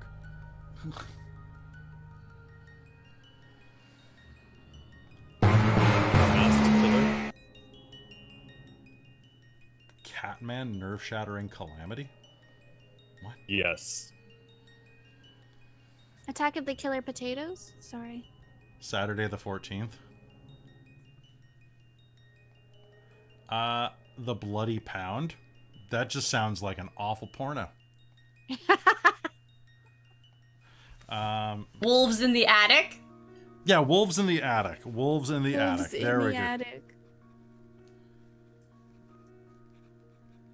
All right, so you... Haunted werewolf attic. It's a haunted werewolf. They're ghost werewolves. It's a the ghost of a werewolf has possessed this man who's wearing a wolf mask while he goes around stabbing people. Oh. All right. As you're looking around, you're going to see that it looks like there's somebody sitting in the front row of the theater watching the out of focus movie. As well, it looks like this place has been getting ready for a show tomorrow. They were probably doing some run-throughs. This was on the sign outside. It looks like the actual original writer from like the 1980s is going to be here, as well as the director's son, and some of the original actors who have gone on to do much bigger and better things, and probably include Malcolm McDowell because he's in everything. I'll take a look at the cast list quickly. See if there's any names that I might recognize on there. Malcolm McDowell. More familial relations. To whom? To Erik. His touchstone is into theater in the area and is a relation of his. Were they in the 1980s, though? No. Sorry. I was just thinking for anything going on in the theater. True. Well, actually, funny story. They were legitimately working the front desk 30 feet away from the restaurant if you had gone out the door. But... Oh, damn. You didn't go that direction, so hey. It's in my notes. But go ahead and make me a wits and computer or socialize.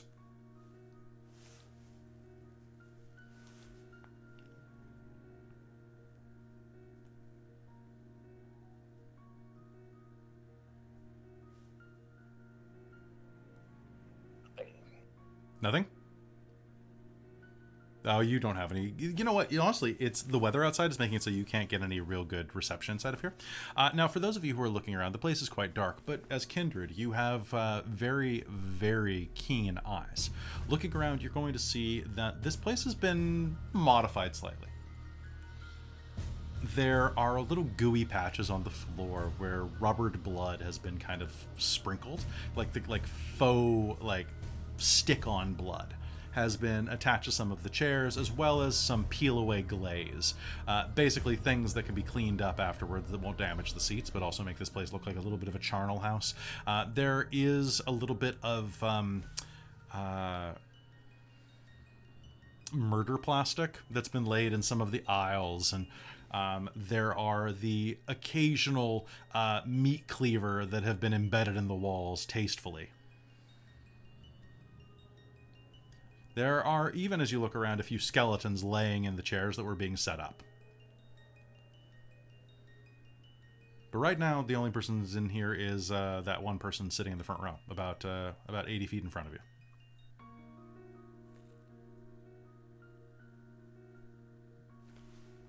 Go down and take a look. Okay. As you go down and take a look, you will hear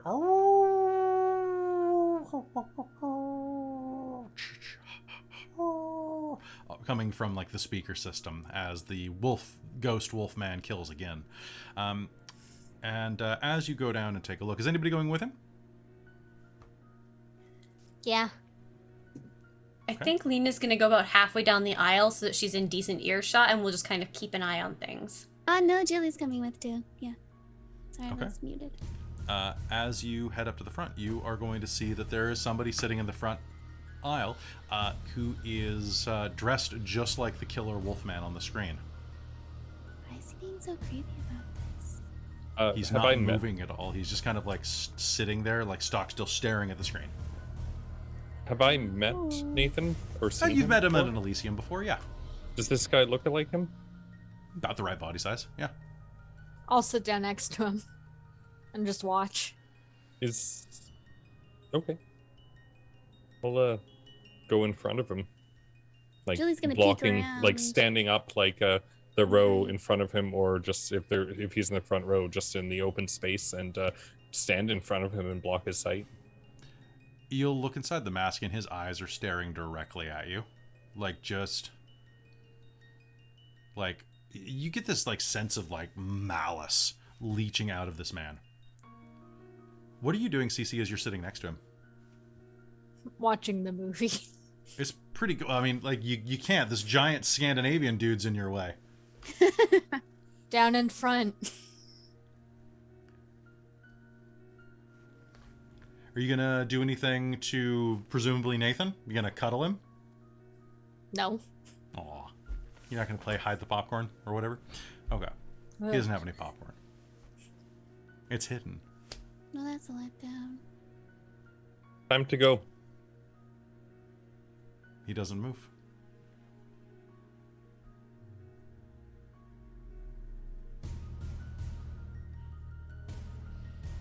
You said he's looking at me with malice? You think so, yeah? just kind of glance over at Cece. Take off the mask.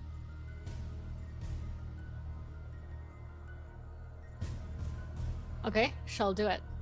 Okay. How do you do it? I need to know. So it's kind of like a Michael Myers mask. Like it's a rubber werewolf mask. And it's fully covering all around his head. Yep. Like the all Michael the way Myers? around. It's a little parted at the back, like right above the collar, because like it has to have like that slight flap for it to actually pull over a skull. And he's just not moving He's whatsoever. just not moving at all. Before I go for the mask, I check to see like his chest. Is there anything there?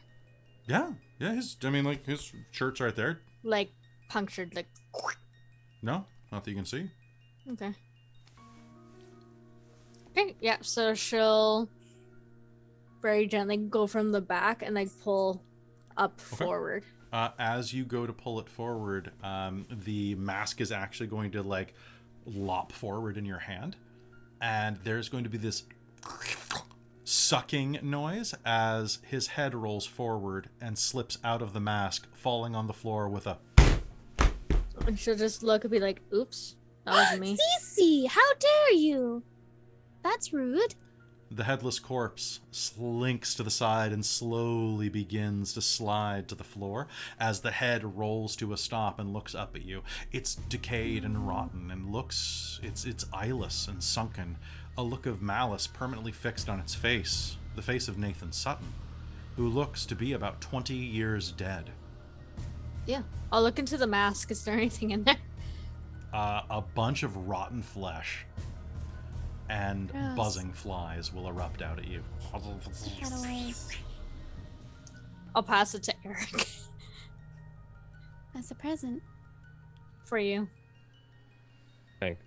He'll pick it up and go over to Ms. Masters. What Who's now? watching this? So, What now? are we escorting the Maybe body somewhere? Or did we, Well, oh. I think someone should didn't want probably Nathan go to. We should get out of here. Yeah, no. And at that moment, as soon as you say that, you hear the front door open. And I think that's where we're going to call tonight's game, actually. All right. I think this is a nice, good little starter session for a much longer one next time. So how are you guys feeling? How are you enjoying being back in Requiem? Good. That was Good. fun. Oof, Julia's like personality, her carefully curated personality is super exhausting. I Yeah. bet. Well, next time we won't have a game right after you get off work. No, that's So, okay. She'd be exhausting anyhow. At least you're not and LARPing this her. part of her anyway. Oh, well, absolutely. Oh my god. Right now, I feel like I get like little bits of what CC is going to be like, but it hasn't quite clicked yet. It'll come. Like tonight was kind of a little quicker. Because honestly, like all of us had work all day, and normally we'll be running this on a night where we're all free, or at least freer. So folks, thank you so much for tuning in, and I hope you enjoyed that little snippet of Vampire the Requiem. This is going to be a fun little game we're going to run once a month here on Dork Tales to congratulate Chris for not smoking, and also to test out rules. If you missed before, we're using a bunch of rules that were written by myself and a number of my compatriots for TTRPG. You can actually see them constantly rotating in the screen beneath me, and you can go buy those books to support. I get a couple bucks every time you do, and you get a really well-written, well-designed book. What's that? Some of the things in there are just like so much fun.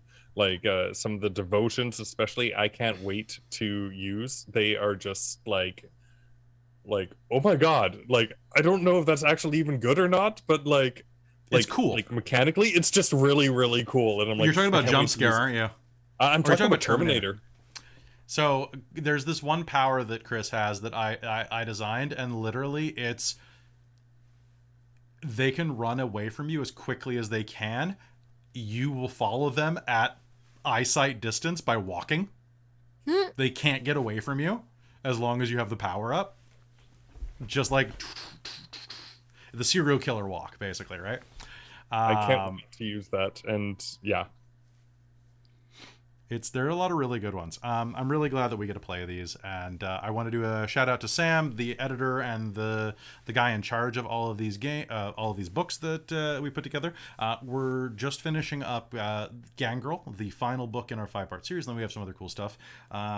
Which if you ever hear me complaining that I've got too much writing, it's largely doing stuff for Gangrel because it is uphill. But yeah, go support the books. You get to read a bunch of my fiction. I write all the fiction and all of the night horrors through all of the books, or almost all the night horrors at this point. And I gotta say, night horrors are my favorite because I love designing things that scare monsters. There's always a bigger fish. I love that. So you can give them a try. They're really highly reviewed. We're actually, I think we're most popular on Storyteller's Vault right now. Let me check real quick. Storyteller's Vault, that's my... Okay. I'll post the most recent one, but all you have to do is go to Storyteller's Vault. Oh, we're not... That's newest. Where's most popular? I just want more popular. Chronicles of Darkness. Hottest Chronicles of Darkness. Hottest community. There we are. Wow, we're like, oh my god, that is so cool. So folks, if you go and find us right now, if you go to the Storyteller's Vault, go to the Chronicles of Darkness page, here's the way that this is. On hottest community content for Chronicles of Darkness, the top spots are my book, someone else's book, my book, my book, my book, my book. Yay! So out of the top 6 spaces, 5 of them I wrote for. That feels so cool. And then I'm a little bit further down the line too. The quality of the books too is like the way that they are put up is very good. I actually didn't realize at first when I was taking a look at I think the first one I bought was Ventrue. It was just like, I didn't realize it wasn't actually an official splat book. I was like, wait, what? Well, thank you. We put a lot of effort into them, and it's one of the reasons why I say, like, hey, if you can, please buy them. Like, at this point, I think I get paid like $1 an hour for the time I've spent on them. Like, it's not much. It's like an entirely an act of love. And I think that you're really going to like some of the things that I have in mind for Gangrel. Particularly, I guarantee there's a JoJo reference in the book. So if you know what that is, then you're going to be happy. But folks, that's going to be it for us tonight for Vampire the Requiem. Be sure to come back on Saturday for Bassick Park Part 2, which will be airing at noon Pacific here, as well as on Sunday we're doing Reign of Emeries because someone's busy tomorrow, so we're moving everything to Sunday and are running as normal. So Reign of Emeries will be on Sunday, and then our rest of our schedule will be as normal. We will be back with Vampire the Requiem sometime in early to mid-January. We maybe late January. We'll figure it out before long, and you'll see it on the schedule soon. But we really hope that you'll be here. And as always, I want to thank everybody who supports Dork Tales on Patreon. Without Patreon, I wouldn't be able to do this because this basically is a full-time gig with less than full-time pay. And I really need to thank my divine producers, DM Michael Gray, Schulten, and Jade. You all really make this happen, as well as my